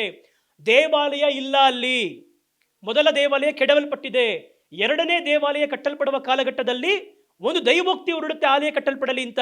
ಆಲಯ ಕಟ್ಟಲ್ಪಡಲಿ ಎನ್ನುವ ದೈವೋಕ್ತಿ ಹೊರಡಬೇಕಾದ್ರೆ ಅಲ್ಲಿಂದ 490 ವರ್ಷಗಳು, 70 ವಾರಗಳು, 70 ಶಾಬುವಾಗಳು, 70 × 7 ವರ್ಷಗಳು, 490 ವರ್ಷಗಳು ಕಳೆಯುವುದರೊಳಗೆ ಕಳಿಬೇಕಾದ್ರೆ 490 ವರ್ಷ ಕಳಿಬೇಕಾದ್ರೆ ಯೇಸು ಸ್ವಾಮಿಯ 1000 ವರ್ಷ ಆಳ್ವಿಕೆ ಅಥವಾ ಮೆಸ್ಸಿಯನ್ನ ಅಥವಾ ಕ್ರಿಸ್ತನ 1000 ವರ್ಷದ ಆಳ್ವಿಕೆ, ಬಹಿರಂಗ ಬರುವಿಕೆ ಸಂಭವಿಸಿ ಸ್ಥಾಪನೆಯಾಗುತ್ತೆ ಎಂಬುದಾಗಿ ಅಲ್ಲಿ ಹೇಳ್ತಾರೆ. ಹಾಗಾದರೆ ದೇವಾಲಯ ನಿರ್ಮಾಣವಾಗುವುದಕ್ಕೆ ನೋಡಿ, ಒಂದು 7 ವಾರಗಳು, ಇನ್ನೊಂದು ಎಷ್ಟು ವಾರಗಳು? 62 ವಾರಗಳು. 7 ಮತ್ತು 62 ಎಷ್ಟು ವಾರಗಳು? 69 ವಾರಗಳು. 7 ವಾರಗಳು ಅಂತ ಹೇಳಿದ್ರೆ 7 × 7 ವರ್ಷಗಳು. ಇಲ್ಲಿ ವಾರ ಅಂದ್ರೆ ಶಾಬು ಅಂತಿದೆಯಾ? ಶಾಬು ಅಂದ್ರೆ 7 ವರ್ಷಗಳ ಒಂದು ಶಾಬು ಅಂತ ಹೇಳಿದ್ರೆ ಅಲ್ಲಿಗೆ 7 ವಾರಗಳು ಅಂತ ಹೇಳಿದ್ರೆ 7 ಶಾಬು ಅಲ್ವಾ? 7 × 7 ವರ್ಷಗಳು 49 ವರ್ಷಗಳ. 62 ವಾರಗಳು ಅಂದರೆ 434 ವರ್ಷಗಳ. 49 434 ಎರಡು ಸೇರಿದ್ರೆ 483 ವರ್ಷಗಳು. ಎಷ್ಟು ವಾರಗಳು? 69 ವಾರಗಳು. ಅಂದರೆ 483 ವರ್ಷಗಳು ಕಳಿಬೇಕು. ಇನ್ನು ಕೆಳಗೆ ಹೋದ್ರಿ, 26ನೇ ವಾಕ್ಯ ಹೋದ್ರಿ. ಎಷ್ಟು ವಾರ? ಒಂದು 7 ವಾರ, ಇನ್ನೊಂದು 62 ವಾರ. ಈ ಒಟ್ಟು 69 ವಾರಗಳಾದ ಮೇಲೆ ಅಂದ್ರೆ ಯಾರಿದು? ಕ್ರಿಸ್ತನು ಶಿಲುಬೆಯಲ್ಲಿ ವಧಿಸಲ್ಪಡುವವರೆಗೂ ಅಭಿಷಕ್ತನೊಬ್ಬನು ಛೇದಿಸಲ್ಪಡುವ ಹೊಳ್ದಿ.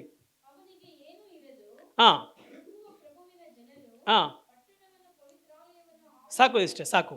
ಹಾಗಾದ್ರೆ ಯೆರೂಸಲೇಮ್ ಜೀರ್ಣೋದ್ಧಾರವಾಗಿ ಕಟ್ಟಲ್ಪಡಲಿ. ಇಲ್ಲಿ ಗಮನಿಸಿ, ಇಲ್ಲಿ ನೋಡಿ, ದೇವಾಲಯ ಪುನರ್ ನಿರ್ಮಾಣವಾಗಲಿ, ಯೆರೂಸಲೇಮ್ ಜೀರ್ಣೋದ್ಧಾರವಾಗಿ ಕಟ್ಟಲ್ಪಡಲಿ ಅಂತ ದೈವೋಕ್ತಿ ಹೊರಡ್ಬೇಕು. ಇಲ್ಲಿ ಓದ್ತಾ ಇದ್ದಾರೆ, ಇಲ್ಲಿ ಕೆಳಗೆ ಯೆರೂಸಲೇಮ್ ಜೀರ್ಣೋದ್ಧಾರವಾಗಿ ಕಟ್ಟಲ್ಪಡುವ ಎಂಬ ದೈವೋಕ್ತಿ.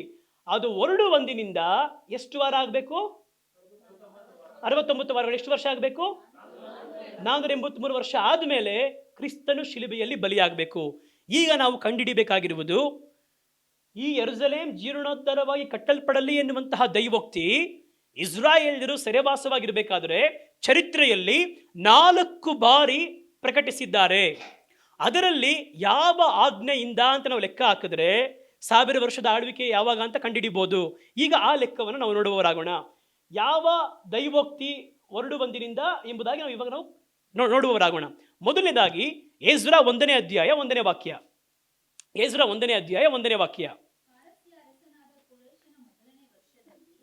ಈ ಕೊರೇಶ ಎನ್ನುವವನು ಇಂಗ್ಲಿಷಲ್ಲಿ ಸೈರಸ್ ಎಂಬುದಾಗಿ ಹೇಳ್ತಾರೆ.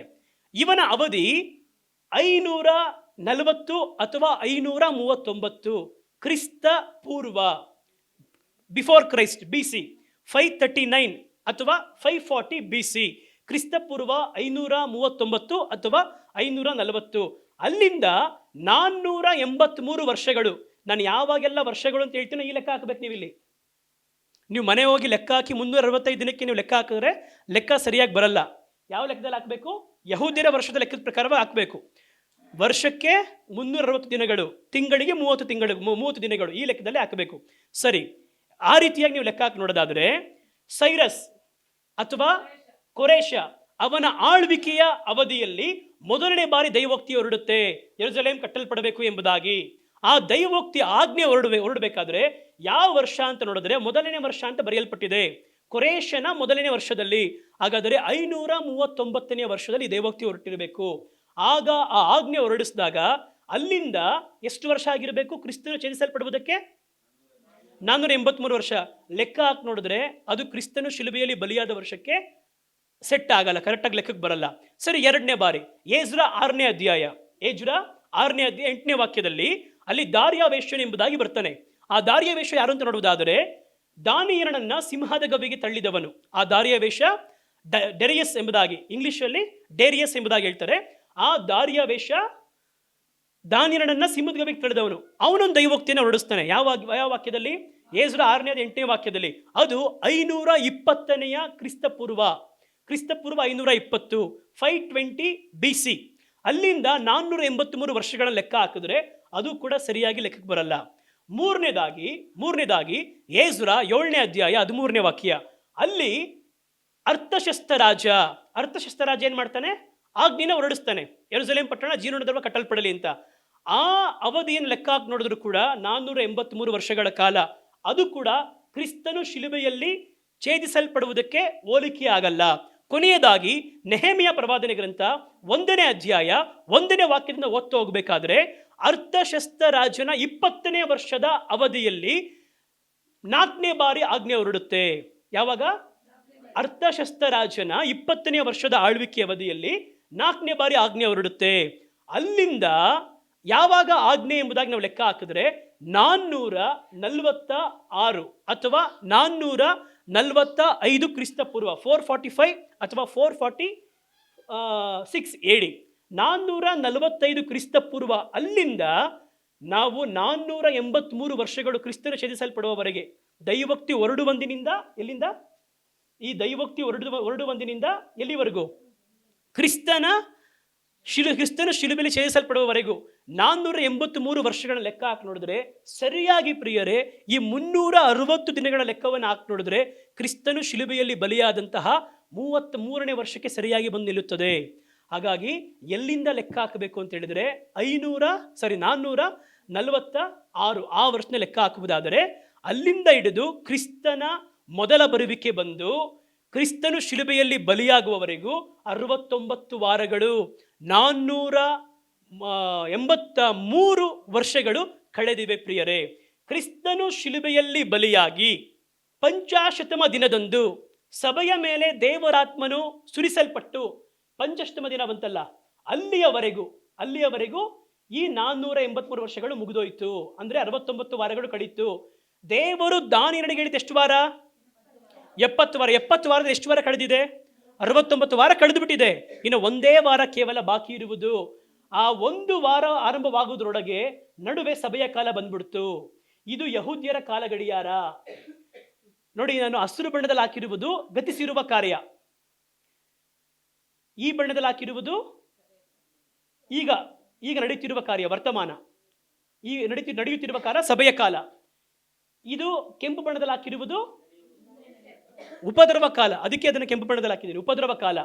ನಿಮಗೆ ಟೈಮಿಂಗ್, ನೀವು ವರ್ಷಗಳು ನೋಡೋದೆಲ್ಲ ಒಂದು ಕಲರಲ್ಲಿ ಹಾಕಿದ್ದೀನಿ, ನಮಗೆ ಈಸಿಯಾಗಿ ಅರ್ಥ ಆಗಬೇಕು ಎಂಬುದಾಗಿ. ಅರ್ಥ ಆಗ್ತಿದೆಯಾ? 483 ವರ್ಷಗಳು, 69 ವಾರಗಳು ಕಳೆದ ನಂತರ ಇನ್ನೊಂದು ವಾರ ಬಾಕಿ ಇತ್ತು. ಅದರ ನಡುವೆ ದೇವರ ಈ ರಹಸ್ಯ ಯೋಜನೆ ಹೊರಬಂತು ಪ್ರಿಯರೇ, ಸಭೆಯ ಕಾಲ. ಇದನ್ನ ದೇವರು ದಾನಿಯನಿಗೆ ಪ್ರಕಟಿಸಲಿಲ್ಲ. ಮಧ್ಯೆ ಈ ಒಂದು ಕಾಲ ಬರುತ್ತದೆ ಎಂಬುದಾಗಿ ದಾನಿಯೇಲ ಪ್ರವಾದನೆ ಗ್ರಂಥಿಯಲ್ಲಿ ಉಲ್ಲೇಖವಾಗಿರೋದನ್ನು ಪ್ರಕಟಿಸಲಿಲ್ಲ. ದೇವರು ಈ ಕಾಲಘಟ್ಟವನ್ನು ರಹಸ್ಯವಾಗಿಟ್ಟಿದ್ದರು. ದೇವರು ದಾನಿಯೇಲನಿಗೆ ಕೊಟ್ಟದ್ದು 70 ವಾರಗಳ ಯಹೂದ್ಯರ ಕಾಲ ಗಡಿಯಾರ, ನಮಗೆ ಸಂಬಂಧಪಟ್ಟಿದ್ದಲ್ಲ. ಆ ಗಡಿಯಾರ ಇವತ್ತು ನಿಂತಿದೆ. ಯಹೂದ್ಯರ ಕಾಲ ಗಡಿಯಾರ ನಿಂತು ಸಭೆಯ ಕಾಲ ಗಡಿಯಾರ ಆರಂಭವಾಗಿದೆ.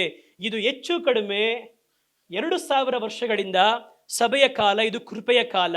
ಇಡೀ ಭೂಮಿ ಪೂರ್ತಿಯಾಗಿ ಸುವಾರ್ತೆ ಸಾರಲ್ಪಟ್ಟು ಭೂಮಿಯಲ್ಲಿರುವಂತಹ ಸರ್ವ ಜನಗಳು ದೇವಾದಿ ದೇವನನ್ನು ಆರಾಧಿಸಬೇಕು ಎನ್ನುವಂತಹ ಮಹಾದೊಡ್ಡ ಕರುವಿಕೆಯನ್ನ ದೇವರು ನಮಗೆ ಅನುಗ್ರಹಿಸಿಕೊಟ್ರು. ಇದನ್ನ ತನ್ನ ಶಿಷ್ಯರಿಗೆ ಕೂಡ ಯೇಸುಸ್ವಾಮಿ ಹೇಳಬೇಕಾದ್ರೆ ಅದನ್ನ ಇನ್ನೂ ಪರಿಪೂರ್ಣವಾಗಿ ಅವರಿಗೆ ಅದನ್ನು ಹೇಳಿರಲಿಲ್ಲ. ಯಾವಾಗ ಅವರ ಪ್ರಶ್ನೆ ಕೇಳಬೇಕಾದ್ರೆ 24ನೇ ಅಧ್ಯಾಯದ 3ನೇ ವಾಕ್ಯದಲ್ಲಿ ಪ್ರಶ್ನೆ ಕೇಳ್ತಾರಲ್ಲ, ಅವರು ಹೇಳಿರಲಿಲ್ಲ. ಅವ್ರಿಗೆ ಈ ಯೋಜನೆ ಗೊತ್ತಿರಲಿಲ್ಲ.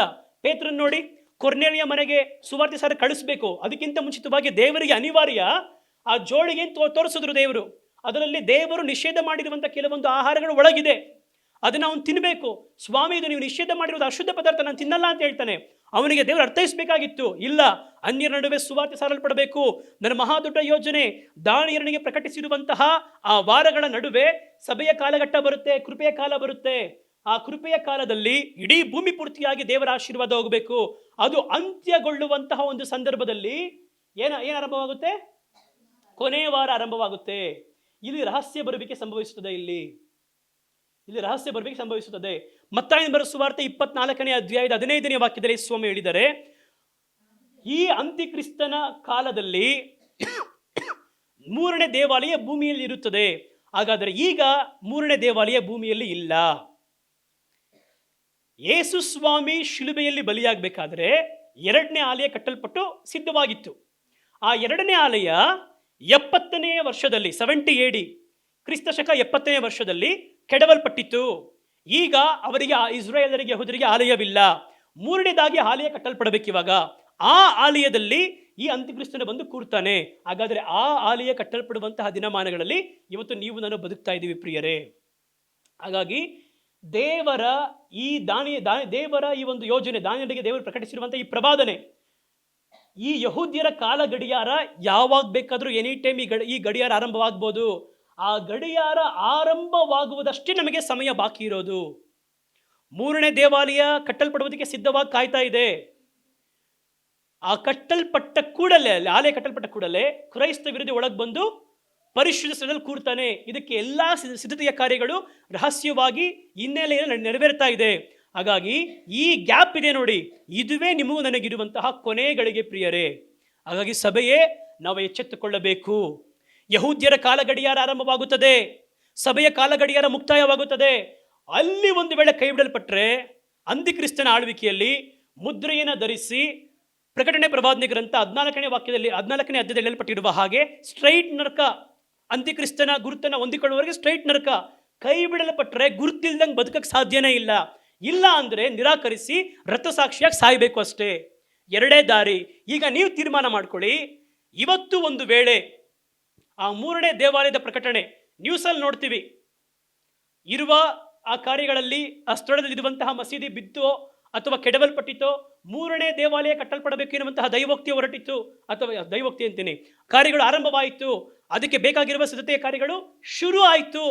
ಆಲಯ ಕಟ್ಟಲ್ಪಡುತ್ತದೆ ಅಥವಾ ಕಟ್ಟಲ್ಪಡುವುದಕ್ಕೆ ಆರಂಭವಾಗುತ್ತದೆ ಎನ್ನುವಂಥ ನ್ಯೂಸ್ ಕೇಳ್ತೀರಂತ ಇಟ್ಕೊಳ್ಳಿ. ಟೈಮೇ ಇಲ್ಲ ಪ್ರಿಯರೇ, ಸಮಯನೇ ಇಲ್ಲ. ಈ ಸಭೆಯ ಕಾಲಘಟ್ಟ ಮುಗಿತಾ ಇದೆ. ಯಹೂದ್ಯರ ಕೊನೆಯ ವಾರ, ಆ 7 ವರ್ಷಗಳ ಕಾಲ ಅವರ ಕಾಲ, ಅದನ್ನು 3.5 ವರ್ಷ ಉಪದ್ರವ ಕಾಲ, ಇನ್ನು 3.5 ವರ್ಷ ಮಹಾ ಉಪದ್ರವ ಕಾಲ ಎಂಬುದಾಗಿ ವಿಭಾಗಿಸಿದ್ದಾರೆ. ಇದರ ಅಂತ್ಯದಲ್ಲಿ 1000 ವರ್ಷದ ಆಳ್ವಿಕೆ ಆರಂಭವಾಗುತ್ತದೆ, ಕೊನೆ ಯುದ್ಧ ಸಂಭವಿಸಿ. ಹಾಗಾಗಿ ಸಭೆಯೇ ನಾವು ನಮ್ಮನ್ನ ಎಚ್ಚರಿಸಿಕೊಳ್ಳಬೇಕು, ಒಬ್ಬರನ್ನೊಬ್ಬರು ಬಡಿದೆಬ್ಬಿಸಿಕೊಳ್ಳಬೇಕು. ದೇವರು ಬಹಳ ಬೇಗ ಮೇಘರುಡನಾಗಿ ಬರುವವರಾಗಿದ್ದಾರೆ. ಆತನ ಮಹಿಮೆ ಉಳ್ಳ ಆತನ ಪ್ರಭಾವವನ್ನು ಇಡೀ ಭೂಮಂಡಲ ನೋಡುವುದಕ್ಕೆ ಕಾತುರದಿಂದ ಕಾಯ್ತಾ ಇದೆ. ಭೂಮಿ ತನ್ನ ಕೊನೆಯ ಸುತ್ತನ್ನ ಸುತ್ತುತ್ತಾ ಇದೆ. ಭೂಮಿಯಲ್ಲಿರುವಂತಹ ದೇವರ ಸರ್ವ ಸೃಷ್ಟಿಯ ಕಾರ್ಯಗಳು ಪ್ರಸವ ವೇದನೆ ಅನುಭವಿಸ್ತಾ ಇದೆ ಆತನ ಬರುವಿಕೆಗೋಸ್ಕರವಾಗಿ. ಆದರೆ ನೀವು ನಾನು ಏನ್ ಮಾಡ್ತಾ ಇದ್ದೀವಿ? ಕುಟುಂಬದಲ್ಲಿ ಇನ್ನೂ ಸಮಾಧಾನ ಇಲ್ಲ, ಕುಟುಂಬದಲ್ಲಿ ಹೋರಾಟ, ವೈಯಕ್ತಿಕವಾಗಿ ಹೋರಾಟ, ನಮ್ಮ ಕೆಲಸ ಕಾರ್ಯಗಳಲ್ಲಿ, ನಮ್ಮ ಸ್ವಾರ್ಥ ಕಾರ್ಯಗಳಲ್ಲಿ, ಇದರಲ್ಲೇ ನಾವು ಏನು ಮಾಡ್ತಾ ಇದ್ದೀವಿ? ನಮ್ಮನ್ನು ತೊಡಗಿಸಿಕೊಂಡು ಸಿಗಾಕೊಂಡಿದ್ದೀವಿ ಪ್ರಿಯರೇ. ಇಲ್ಲ, ನಾವು ನಮ್ಮನ್ನು, ನಮ್ಮ ಕುಟುಂಬವನ್ನ ದೇವರ ಬರುವಿಕೆಗೋಸ್ಕರವಾಗಿ ಎಚ್ಚರಪಡಿಸಿ ಸಿದ್ಧಪಡಿಸಿಕೊಳ್ಳಬೇಕು. ಬೇಗನೆ ದೇವರು ಮಧ್ಯಾಕಾಶದಲ್ಲಿ ಮೊದಲಿಂಗನಾಗಿ ಬಂದು ಮೊದಲಿಗಿತ್ತಿಯಾಗಿರುವ ತನ್ನ ಸಭೆಯನ್ನ, ನಮ್ಮನ್ನ ಈ ಕಠಿಣವಾಗಿರುವ 7 ವರ್ಷಗಳ ಉಪದ್ರವ ಕಾಲ, ಕೊನೆಯ ವಾರ, ಯಹೂದ್ಯರ ಕಾಲ ಗಡಿಯಾರ ಆರಂಭವಾಗುತ್ತದೆ. ಅಷ್ಟರಲ್ಲಿ ದೇವರು ನಮ್ಮನ್ನು ಕರೆದೊಯ್ಯಬೇಕು. ಅದಕ್ಕೋಸ್ಕರವಾಗಿ ದೇವರು ನಮ್ಮನ್ನು ಸಿದ್ಧಪಡಿಸ್ತಾ ಇದ್ದಾರೆ. ನಮಗೋಸ್ಕರವಾಗಿ ದೇವರು ಕಾಯ್ತಾ ಇದ್ದಾರೆ ಪ್ರಿಯರೇ. 2000 ವರ್ಷಗಳ ಕಾಲ ಇದು ಕೃಪೆಯ ಕಾಲ, ಇದು ಗ್ರೇಸ್ ಪೀರಿಯಡ್.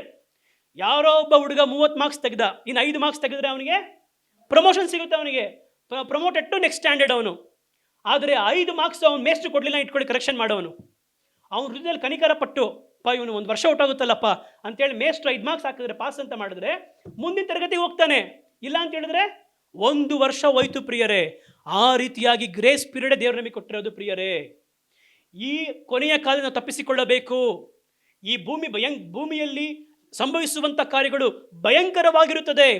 ಸೂರ್ಯನು ಕತ್ತಲಾಗುವನು, ಚಂದ್ರನು ರಕ್ತವಾಗಿ ಮಾರ್ಪಡುವನು.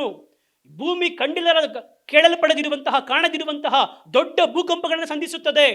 ಆಕಾಶದಿಂದ ಧೂಮಕೇತುಗಳು, ಅಸ್ಟ್ರಾಯ್ಡ್ಗಳು ಸುರಿಮಳೆಯಾಗಿ ಬಂದು ಬೀಳುತ್ತದೆ. ಈ ಭೂಮಿ ಬೆಂಕಿಯಿಂದ ಆಹುತಿ ಆಗುವುದಕ್ಕೆ ಇಡಲ್ಪಟ್ಟಿದೆ, ನಾಶನವಾಗುವುದಕ್ಕೆ. ಅದರಿಂದ ತಪ್ಪಿಸಿಕೊಳ್ಳುವುದಕ್ಕೆ ಕೊನೆ ಗಳಿಗೆಯಲ್ಲಿ ಇವತ್ತು ಸಭೆ ನಿಂತಿದೆ ಪ್ರಿಯರೇ. ದೇವರು ನಮಗೆ ಕೊಟ್ಟಿರುವಂತಹ ಕೊನೆಯ ಅವಕಾಶ ಇದು. ಅಷ್ಟರೊಳಗೆ ನಿಮ್ಮ ನನ್ನ ಮೇಲೆ ದೇವರಿಟ್ಟಿರುವ ಯೋಜನೆಯನ್ನ, ನಿಮ್ಮ ನನ್ನ ಮೇಲೆ ದೇವರಿಟ್ಟಿರುವಂತಹ ಚಿತ್ತವನ್ನ ಮಾಡಿ ಮುಗಿಸಬೇಕು. ಇದು ಸುಮ್ಮನೆ ಅಲ್ಲ. ನಾವು ಬರ್ತೀವಿ, ದೇವರ ವಾಕ್ಯ ಕೇಳ್ತೀವಿ, ಇಲ್ಲಿಂದ ಹೊರಗೋದ ಕೂಡಲೇ ನಮ್ಮದೇ ಕಾರ್ಯಗಳು, ನಮ್ಮದೇ ಕೆಲಸಗಳು, ನಮ್ಮದೇ ವ್ಯಾಪಾರ, ನಮ್ಮದೇ ಮನೆ, ನಮ್ಮ ಸ್ವಾರ್ಥ ಕಾರ್ಯಗಳು, ನಮ್ಮ ಕುಟುಂಬ ಹಿಂಗೆ ಇದ್ರೆ ಪ್ರಿಯರೇ, ಇಲ್ಲ. ದೇವರು ನೀವು ಬಿಸ್ನೆಸ್ ಕೊಟ್ಟಿದ್ದಾರಾ, ವ್ಯಾಪಾರ ಕೊಟ್ಟಿದ್ದಾರಾ, ಕೆಲಸ ಕೊಟ್ಟಿದ್ದಾರಾ? ಸೇವೆ ಮಾಡ್ತಾ ಮಾಡಿ ಅದನ್ನ. ಅಥವಾ ಬಿಸ್ನೆಸ್ ಕೆಲಸ ಮಾಡ್ಕೊಂಡು ಸೇವೆ ಮಾಡಬೇಡಿ ಪ್ರಿಯರೇ. ನಿಮ್ಮ ಮೇಲೆ ದೇವರಿಗೆ ಒಂದು ಯೋಜನೆ ಉಂಟು, ಒಂದು ದರ್ಶನ ಉಂಟು, ನಿಮ್ಮ ಪ್ರತಿಯೊಬ್ಬರ ಮೇಲೆ ಒಂದು ಕರುವಿಕೆ ಉಂಟು. ಸಮಯ ಇಲ್ಲಪ್ಪ, ಈ ಮನೆ ಒಂದು ಕಟ್ ಮುಗಿಸ್ಬಿಡ್ತೀನಿ, ಈ ಕೆಲಸ ಮುಗಿಸ್ಬಿಡ್ತೀನಿ, ಮದುವೆ ಆಗ್ಬಿಡ್ಲಿ, ನನಗೆ ಇನ್ನೊಂದೇನೋ ಒಂದು ಆಗ್ಬಿಡ್ಲಿ, ಸ್ವಲ್ಪ ಈ ಒಂದು ಕಾಲಘಟ್ಟ ಮುಗಿದು ಬಿಡ್ಲಿ, ಇದೆಲ್ಲ ಕೆಲಸ ಎಲ್ಲ ಮುಗಿಸ್ಕೊಂಡ್ಬಿಡ್ತೀನಿ, ನಾನು ಆಮೇಲೆ ಬರ್ತೀನಿ. ಕೆಲವೊಬ್ರು ಹೇಳ್ತಾ ಇದ್ರು ಪ್ರಿಯರೇ, ನಾನು ಕೇಳ್ಪಟ್ಟಿದ್ದೀನಿ, ಇನ್ನೇನು ಸ್ವಲ್ಪ ದಿನ ನನಗೆ ರಿಟೈರ್ಮೆಂಟ್ ಆಗಿಬಿಡುತ್ತೆ, ಇನ್ಮೇಲೆ ಬೇರೆ ಸೇವೆನೇ, ರಿಟೈರ್ಮೆಂಟ್ ಆಗಿಬಿಡುತ್ತೆ, ರಿಟೈರ್ಮೆಂಟ್ ಆಗಿದ್ದ ಕೂಡಲೇ ಏನೋ ಬೇರೆ ಇನ್ಮೇಲೆ ಸೇವೆ ಒಪ್ಪಿಸ್ಕೊಟ್ಬಿಡ್ತೀನಿ. ಇಲ್ಲ, ಒಂದು ಆ್ಯಪಲ್ ತಂದು ಕೊಟ್ಟು ಇವಾಗ ನಾನು ಆ್ಯಪಲ್ ತೊಗೊತೀನಿ ಇಟ್ಕೊಳ್ಳಿ, ಅದನ್ನು ಕಚ್ಚಿ ನಿಮಗೆ ಕೊಟ್ಟರೆ ಇಸ್ಕೊಂತೀರ ನೀವು? ಯಾಕೆ? ಎಂಜಿಲ್ ಅದು. ಆ ಥರ ನಾವು ದೇವರು ನಮಗೆ ಫ್ರೆಶ್ ಆಗಿ ಕೊಟ್ಟಿರುವಂತಹ ಜೀವನಾನ ಲೋಕಕ್ಕೂ, ಲೋಕದ ಕಾರ್ಯಗಳಿಗೂ, ಲೋಕದಲ್ಲಿರುವಂತಹ ಜನಗಳಿಗೂ, ನಮ್ಮ ಕುಟುಂಬ ನಂದು ನಂದು ನಂದು ಅಂತೆಲ್ಲ ನನಗೇ ವಿನಿಯೋಗ ಮಾಡಿ ದೇವರಿಗೆ ನಾನು ಎಲ್ಲ ಉಪಯೋಗ ಆದಮೇಲೆ ನಾನು ಕೊಟ್ಟರೆ, ಅದಕ್ಕೆ ದೇವರ ವಾಕ್ಯ ಹೇಳುತ್ತೆ, ಯೌವನ ಪ್ರಾಯದಲ್ಲಿ ಸೃಷ್ಟಿಕರ್ತನನ್ನು ಸ್ಮರಿಸು. ದೇವರು ನಮಗೆ ಶಕ್ತಿಯನ್ನು ಕೊಟ್ಟಿರುವ ದಿನಗಳಲ್ಲಿಯೇ. ಅದಕ್ಕೆ ಅಂತ ಕುಟುಂಬ, ನಮ್ಮ ವೈಯಕ್ತಿಕ ಜೀವನದಲ್ಲಿ ಸುಖ ಸಂತೋಷಗಳಿಗೆ ನಾವೇನು ಮಾಡಬಾರ್ದು, ಆಸ್ಪದ ಕೊಡಬಾರ್ದು ಹೇಳ್ತಿಲ್ಲ ಪ್ರಿಯರೇ. ದೇವರೇ ನಮಗೆ ಅದನ್ನು ಕೊಟ್ಟಿರುವುದು. ಯಾತಕ್ಕೋಸ್ಕರ ಗೊತ್ತಾ? ಆತ ನಾಮದ ಮಹಿಮೆಗೋಸ್ಕರವಾಗಿ, ಬರೀ ಅದಕ್ಕೋಸ್ಕರವಾಗಿ ಮಾತ್ರ ಅಲ್ಲ. ಕುಟುಂಬ ಎನ್ನುವುದು, ಮಕ್ಕಳೆನ್ನುವುದು, ಕೆಲಸ ಕಾರ್ಯ ಎನ್ನುವುದು ಎಲ್ಲವೂ ನಮ್ಮ ಹಿತಕ್ಕೋಸ್ಕರವಾಗಿ ದೇವರು ಕೊಟ್ಟಿರುವುದು. ಆಮೇಲೆ ಆದರೆ ಅದನ್ನು ಉಪಯೋಗಿಸಬೇಕಾಗಿರುವುದು ಆತನ ನಾಮದ ಮಹಿಮೆಗೋಸ್ಕರವಾಗಿ, ಬರೀ ಆ ಸ್ವಾರ್ಥಕ್ಕೋಸ್ಕರವಾಗಿರಬಾರ್ದು ಪ್ರಿಯರೇ. ನನ್ನ ಗುರಿ, ಉದ್ದೇಶ ಇವೆಲ್ಲವನ್ನ ಅಂತರ್ಯವನ್ನ ದೇವರು ಪರೀಕ್ಷೆ ಮಾಡಿ ನೋಡುವ ಆತನು. ನಮ್ಮ ಅಂತರಂಗವನ್ನು ಪರೀಕ್ಷೆ ಮಾಡುವವರು, ನಮ್ಮ ಉದ್ದೇಶಗಳನ್ನು ನೋಡಿ ದೇವರ ಆಶೀರ್ವಾದ ಮಾಡುವ ಆತನು. ನನ್ನ ತೋರಿಕೆ, ನನ್ನ ಬಹಿರಂಗ ಕ್ರಿಯೆ ನೋಡಿ ಆಶೀರ್ವಾದ ಮಾಡೋರಲ್ಲ. ನಾನು ಒಂದು ಯಾವುದೋ ಕೆಲಸ ಕಾರ್ಯ ಮಾಡ್ತೀನಿ, ಅದರ ಹಿನ್ನೆಲೆ ನನ್ನ ಒಳಗಿರುವಂತಹ ಹೃದಯವನ್ನು ನೋಡಿ ಆಶೀರ್ವಾದ ಮಾಡುವ ದೇವರು. ಆಮೇಲೆ ಹಾಗಾಗಿ ನಮಗಿರುವುದು ಇನ್ನು ಕೊಂಚ ಅವಧಿ ಪ್ರಿಯರೇ, ಸ್ವಲ್ಪ ಸಮಯ ಮಾತ್ರ ಬಾಕಿ ಉಳಿದಿದೆ. ಭೂಮಿ ತನ್ನ ಕೊನೆಯ ಸುತ್ತಿನ ಓಟವನ್ನು ಓಡ್ತಾ ಇದೆ. ಯೇಸು ಸ್ವಾಮಿ ಹೇಳಿ ಹೋಗಿದ್ದಾರೆ, ನಿಮಗೋಸ್ಕರವಾಗಿ ನನ್ನ ತಂದೆಯ ಮನೆಯಲ್ಲಿ ಬಿಡಾರಗಳನ್ನು ಏರ್ಪಡಿಸಿ ಬರ್ತಾ ಇದ್ದೀನಿ ಅಂತ. ಎಷ್ಟು ಸುಂದರವಾಗಿರಬಹುದು ಅದು. ದೇವರು ಉಂಟು ಮಾಡಿರುವಂತಹ ಈ ಭೂಮಿ ಆಕಾಶ ಸರ್ವ ಸೃಷ್ಟಿ 6 ದಿನಗಳಲ್ಲಿ ಉಂಟು ಮಾಡಿರುವ ಕಾರ್ಯವನ್ನೇ ಮನುಷ್ಯ ಇನ್ನು ಗ್ರಹಿಸಿಲ್ಲ ಪ್ರಿಯರೇ. ಅಷ್ಟು ಸುಂದರವಾಗಿದೆ. ಅದರ ಪರಿಪೂರ್ಣವಾಗಿರುವಂತಹ ಸೌಂದರ್ಯವನ್ನು ಯಾರೂ ಸವಿದಿಲ್ಲ. ಭೂಮಿಯಲ್ಲಿರುವಂತಹ ಮಧ್ಯಭಾಗ ಆಳಕ್ಕೆ ಹೋಗಿ ನೋಡಕ್ಕಾಗಿಲ್ಲ. ಸಮುದ್ರದ ಪೂರ್ಣವಾಗಿರುವ ಆಳ ಯಾವುದು ಅಂತ ಗೊತ್ತಿಲ್ಲ, ಕಂಡುಹಿಡಿಯಲ್ಪಟ್ಟಿಲ್ಲ. ಎಷ್ಟೋ ರಹಸ್ಯವಾಗಿದೆ ದೇವರ ಸೃಷ್ಟಿಯ ಕಾರ್ಯಗಳು. ಗೋಚರವಾಗದಿರುವ ಎಷ್ಟೋ ಸೃಷ್ಟಿಯ ಕಾರ್ಯಗಳು ಸಮುದ್ರದ ಒಳಗಿವೆಯಂತೆ, ಜೀವರಾಶಿಗಳು. ಆ ಥರ ಭೂಮಿಯನ್ನು ಎಕ್ಸ್ಪ್ಲೋರ್ ಮಾಡಿಲ್ಲ ನಾವು ಪ್ರಿಯರೇ. 6 ದಿನದಲ್ಲಿ ಉಂಟು ಮಾಡಿರುವಂತಹ ಈ ಭೂಮಿಯೇ ನಮ್ಮಿಂದ ಗ್ರಹಿಸಕ್ಕಾಗ್ತಾ ಇಲ್ವಲ್ಲ, ಅಷ್ಟು ಪರಿಪೂರ್ಣವಾಗಿರುವ ಸೌಂದರ್ಯವಾಗಿದೆಯಲ್ಲ ಪ್ರಿಯರೇ. ಆದರೆ ಇದು ಗತಿಸಿ ಹೋಗುವಂತಹ ಭೂಮಿ, ಬೆಂಕಿಯಿಂದ ಆಹುತಿಯಾಗುವಂತಹ ಭೂಮಿ, 6 ದಿನಗಳಲ್ಲಿ ಉಂಟು ಮಾಡಲ್ಪಟ್ಟಂತಹ ಭೂಮಿಯೇ ಇಷ್ಟು ಸುಂದರವಾಗಿರುವುದಾದರೆ, ನಿಮಗೋಸ್ಕರ ನನಗೋಸ್ಕರವಾಗಿ ಬೀಡಾರವನ್ನ ಸಿದ್ಧಪಡಿಸಿ ಬರುತ್ತೇನೆ ಎಂಬುದಾಗಿ ಹೇಳಿ ಹೋಗಿ 2000 ವರ್ಷದ ಮೇಲಾಯಿತು ಪ್ರಿಯರೇ. ಎಷ್ಟು ಸುಂದರವಾಗಿರಬಹುದು. ಹಾಗಾಗಿ ಭೂ ಸಂಬಂಧವಾದವುಗಳ ಮೇಲೆ ಮನಸ್ಸಿಡಬೇಡಿರಿ, ಮೇಲಿರುವಂಥವುಗಳ ಮೇಲೆ ಮನಸ್ಸಿಡಿರಿ. ನಮ್ಮ ಮನಸ್ಸೆಲ್ಲಿದೆಯೋ ಏನಂತೆ, ನಮ್ಮ ಗಂಟು ಎಲ್ಲಿದೆಯೋ ನಮ್ಮ ಮನಸ್ಸು ಅಲ್ಲಿರುತ್ತದಂತೆ. ನಮ್ಮ ಗಂಟು ಭೂಮಿ ಇರಬಾರ್ದು ಪ್ರಿಯರೇ, ಭೂ ಸಂಬಂಧವಾದವುಗಳ ಮೇಲೆ ಇರಬಾರ್ದಂತೆ, ಪರಲೋಕದಲ್ಲಿ ಮೇಲಿರುವಂಥವುಗಳ ಮೇಲೆ. ಅದಕ್ಕೋಸ್ಕರವಾಗಿ ಕರೆಯಲ್ಪಟ್ಟಿದ್ದೀವಿ. ಆ ಆಶೀರ್ವಾದವನ್ನು ಪಡೆದುಕೊಳ್ಳುವಂಥ ಅಂಚಲ್ಲಿ ಇವತ್ತು ನೀವು ನಾನು ಇದ್ದೀವಿ ಪ್ರಿಯರೇ. ಹಾಗಾಗಿ ನಾವು ಎಚ್ಚೆತ್ತುಕೊಂಡವರಾಗಿ ದೇವರ ಸಮ್ಮುಖದಲ್ಲಿ ಅಧಿಕವಾಗಿ ಕೂರೋಣ, ಕೂಡಿ ಕೂಡಿ ಪ್ರಾರ್ಥಿಸೋಣ. ಈ ಕಾರ್ಯಗಳನ್ನು ಇನ್ನು ಅನೇಕರಿಗೆ ಹೇಳುವವರಾಗೋಣ. ಉಪದ್ರವ ಕಾಲ ಆರಂಭವಾಗಲಿದೆ. 7 ವರ್ಷ ಈ ಭೂಮಿ ಕ್ರೈಸ್ತವರ ಕೈಗಳಿಗೆ ಹೋಗಲಿದೆ. ನಾವು ಭೂಮಿಯ ಕೊನೆ ಸುತ್ತಲಿದ್ದೀವಿ. ಸಭೆಯ ಕಾಲ ಮುಗಿತಾ ಇದೆ. ಸಭೆ ಎತ್ತಲ್ಪಡುವಂಥ ಗಳಿಗೆ ಬಹಳ ಹತ್ರ ಇದೆ. ಅದಕ್ಕಿಂತ ಮುಂಚಿತವಾಗಿ ನಾವು ಮಾಡಬೇಕಾಗಿರುವ ಕಾರ್ಯಗಳು ದೊಡ್ಡದ್ದು. ಅದಕ್ಕಿಂತ ಮುಂಚಿತವಾಗಿ ನಾವು ಮಾಡಬೇಕಾಗಿರುವ ಕಾರ್ಯಗಳು ಬಹಳ ದೊಡ್ಡದ್ದು. ಮಧ್ಯಾಕಾಶ ಶುದ್ಧೀಕರಿಸಲ್ಪಡಬೇಕು. ಎಫೆಸ 6:12 ಆತ್ಮಿಕವಾಗಿರುವ ಯುದ್ಧ. ಸಭೆ ಎತ್ತಲ್ಪಡಬೇಕು. ನಿಮ್ಮ ಜವಾಬ್ದಾರಿ ಬಹಳ ದೊಡ್ಡದ್ದು. ದೂರು ಹೇಳುವ ದೂರುಗಾರ ದೊಬ್ಬಲ್ಪಡಬೇಕು. ಪ್ರಕಟಣೆ 12:10, ಪ್ರಕಟಣೆ 12:11. ದೂರು ಹೇಳುವ ದೂರುಗಾರನ ದೊಬ್ಬುವಂತಹ ಆ ವ್ಯಕ್ತಿಯ ಅಥವಾ ಸಂತತಿಯ ಸ್ವಭಾವ ಪ್ರಾಣದ ಮೇಲಿನ ಪ್ರೀತಿಯನ್ನು ತೊರೆದು ಮರಣಕ್ಕೆ ಹಿಂದೆಗೆಯದೆ ಯಜ್ಞದ ಕುರಿಯಾದ ತನ್ನ ರಕ್ತದ ಬಲದಿಂದಲೂ ತಮ್ಮ ವಾಕ್ಯದ ಬಲದಿಂದಲೂ ಶುದ್ಧರಾಗಿ ಜೀವಿಸಿ, ಕರ್ತನಿಗೆ ಮೀಸಲಾಗಿರುವ ಸಂತತಿಯಾಗಿ ಜೀವಿಸಿ, ತಮ್ಮ ವಸ್ತ್ರವನ್ನ ಶುದ್ಧವಾಗಿ ಶುಭ್ರವಾಗಿ ಯೇಸು ಸ್ವಾಮಿಯ ರಕ್ತದಿಂದ ಶುಭ್ರ ಮಾಡಿಕೊಂಡವರಾಗಿ ಕಾದುಕೊಂಡು ದೇವರ ವಾಕ್ಯಕ್ಕೆ ವಿಧೇಯರಾಗಿ ಭಯಭಕ್ತಿಯಿಂದ ನಡೆದು ಬಲ ನಂಬಿಗಸ್ತನಾಗಿರುವ ಸೇವಕನೇ ದಣಿಯ ಸೌಭಾಗ್ಯದಲ್ಲಿ ಸೇರು ಎನ್ನುವಂತಹ ಒಂದೇ ಬಿರುದನ್ನ ಹುಡುಕುವಂತಹ ಶಿಷ್ಯರಾಗಿ ನಾವಿರಬೇಕು ಪ್ರಿಯರೇ.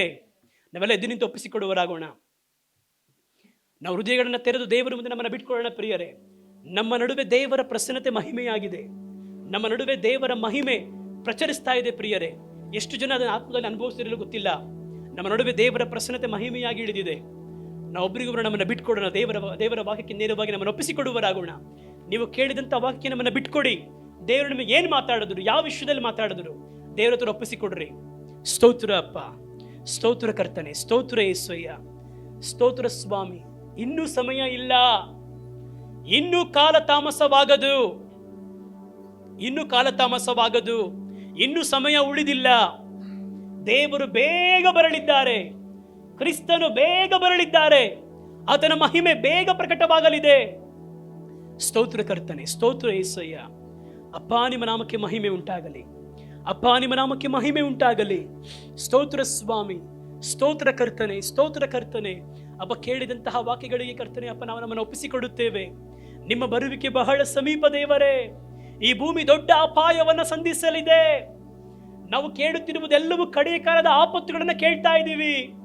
ಒಂದು ಕಡೆ 4ನೇ ಮುದ್ರೆ ಒಡೆಯಲ್ಪಡುವಂತಹ ದಿನಮಾನಗಳನ್ನು ಬದುಕ್ತಾ ಇದ್ದೀವಿ. ಕಾಡು ಮೃಗಗಳಿಂದಲೂ, ಕತ್ತಿಯಿಂದಲೂ, ಅಂಟು ರೋಗಗಳಿಂದಲೂ, ಕ್ಷಾಮದಿಂದಲೂ ಅಪ್ಪ ಬರುವಂತಹ ಆಪತ್ತು ಈ ಭೂಮಿಯಲ್ಲಿ ಒಂದು ಕಡೆ, ಮತ್ತೊಂದು ಕಡೆ ಆಹಾರದ ಕ್ಷಾಮ. ನಿಮ್ಮ ಬರುವಿಕೆ ಎಲ್ಲಾ ಮುನ್ಸೂಚನೆಗಳು ನಡೆಯುತ್ತಿರುವಂತಹ ಕಾಲಘಟ್ಟದಲ್ಲಿ ಬದುಕ್ತಾ ಇದೀವಪ್ಪ. ಇವತ್ತುವರೆಗೂ ನಮ್ಮನ್ನ ಕಾದಿದಿರಲ್ಲ ಸ್ವಾಮಿ. ಇದು ನಿಮ್ಮ ಕೃಪೆ, ಇದು ನಿಮ್ಮ ಕಾರುಣ್ಯ. ಇನ್ನು ಬಾಕಿ ಉಳಿದಿರುವ ಕಾಲದಲ್ಲಿ ನೀವು ನಮ್ಮ ಸಭೆಗೆ, ನಮ್ಮ ಐಕ್ಯತೆಗೆ, ನಮ್ಮ ಕುಟುಂಬಕ್ಕೆ, ವೈಯಕ್ತಿಕವಾಗಿ ನಮಗೆ, ನನಗೆ ನೀವು ಕೊಟ್ಟಿರುವ ಕಾರ್ಯವನ್ನ ಅಪ್ಪ ಚಾಚು ತಪ್ಪದೆ ಶುದ್ಧ ಹಸ್ತಗಳಿಂದ ಮಾಡಿ ಮುಗಿಸುವುದಕ್ಕೆ ಕೃಪೆ ಕೊಡಿ ಕರ್ತನೆ. ನಮ್ಮನ್ನ ಅಭಿಷೇಕಿಸಿರಿ. ಬಲದಿಂದಲ್ಲ, ಪರಾಕ್ರಮದಿಂದಲ್ಲ, ನಮ್ಮ ಜ್ಞಾನವೋ ಅನುಭವವೋ ಅಲ್ಲ, ನಿಮ್ಮ ಆತ್ಮದಿಂದಲೇ, ನಿಮ್ಮ ಆತ್ಮದಿಂದಲೇ. ನಿಮ್ಮ ಆತ್ಮದಿಂದ ನಮ್ಮನ್ನ ಅಭಿಷೇಕಿಸಿರಿ ದೇವರೇ, ನಮ್ಮನ್ನ ಅಭಿಷೇಕಿಸಿರಿ. ನಮ್ಮ ಹೃದಯದಲ್ಲಿಯೂ ತುಟಿಗಳಲ್ಲಿಯೂ ನಿಮ್ಮ ವಾಕ್ಯವು ಅಪ್ಪ ತುಂಬಿ ಹೊರಸೂಸಲಿ ದೇವರೇ. ನಮ್ಮನ್ನ ಜೀವ ಜಲಕರವಾಗಿರುವ ಬುಗ್ಗೆಯಾಗಿ ಮಾರ್ಪಡಿಸಿರಿ. ದಾಹವುಳ್ಳವರ ಕಡೆಗೆ ನಮ್ಮನ್ನ ಮುನ್ನಡೆಸಿರಿ. ದಾಹವುಳ್ಳ ಜನಗಳ ನಡುವೆ ನಮ್ಮನ್ನ ಮುನ್ನಡೆಸಿರಿ ಸ್ವಾಮಿ. ಅಭಿಷೇಕಿಸಿ ಬಲಪಡಿಸಿರಿ ಕರ್ತನೆ. ಒಪ್ಪಿಸಿಕೊಡುತ್ತೇವೆ ಕರ್ತನೆ. ನಿಮ್ಮ ನಾಮಕ್ಕೆ ಮಹಿಮೆ ಉಂಟಾಗುವ ಶುದ್ಧ ಜೀವಿತವನ್ನ, ವಿಧೇಯತೆಯ ಜೀವಿತವನ್ನ ಅಪ್ಪ, ಭಯಭಕ್ತಿಯ ಜೀವಿತವನ್ನ, ದೈವ ಭಯದಲ್ಲಿ ಕರ್ತನೆ ಅಪ್ಪ ನಾವು ವಿಧೇಯರಾಗಿ ನಡೆಯುವುದಕ್ಕೆ ಸಹಾಯ ಮಾಡ್ರಿ. ನಾವು ಒಬ್ಬರನ್ನೊಬ್ಬರು ಪ್ರೋತ್ಸಾಹ ಮಾಡುತ್ತಾ, ಒಬ್ಬರನ್ನೊಬ್ಬರು ಎಚ್ಚರಿಸುತ್ತಾ, ಒಬ್ಬರನ್ನೊಬ್ಬರು ಗದರಿಸುತ್ತಾ ನಿಮ್ಮ ಪ್ರೀತಿಯ ಐಕ್ಯತೆಯಲ್ಲಿ ಜೊತೆಯಾಗಿ ಮುಂದೆ ಹೋಗುವುದಕ್ಕೆ ಕೃಪೆ ಕೊಡಿ ಕರ್ತನೆ. ನಿಮ್ಮ ನಾಮಕ್ಕೆ ಮಾತ್ರ ಮಹಿಮೆ ಉಂಟಾಗಲಿ. ನಾವು ತಗ್ಗಿಸಲ್ಪಡಬೇಕು ಕರ್ತನೆ, ನೀವು ಮಾತ್ರ ಹೆಚ್ಚಿಸಲ್ಪಡಬೇಕು. ನಾವು ಕಡಿಮೆ ಆಗಬೇಕು, ನೀವು ವೃದ್ಧಿ ಆಗಬೇಕಪ್ಪ. ನಿಮ್ಮ ನಾಮಕ್ಕೆ ಮಾತ್ರ ಮಹಿಮೆ ಉಂಟಾಗಲಿ. ತಗ್ಗಿಸಿಕೊಳ್ಳುತ್ತೇವೆ ಕರ್ತನೆ.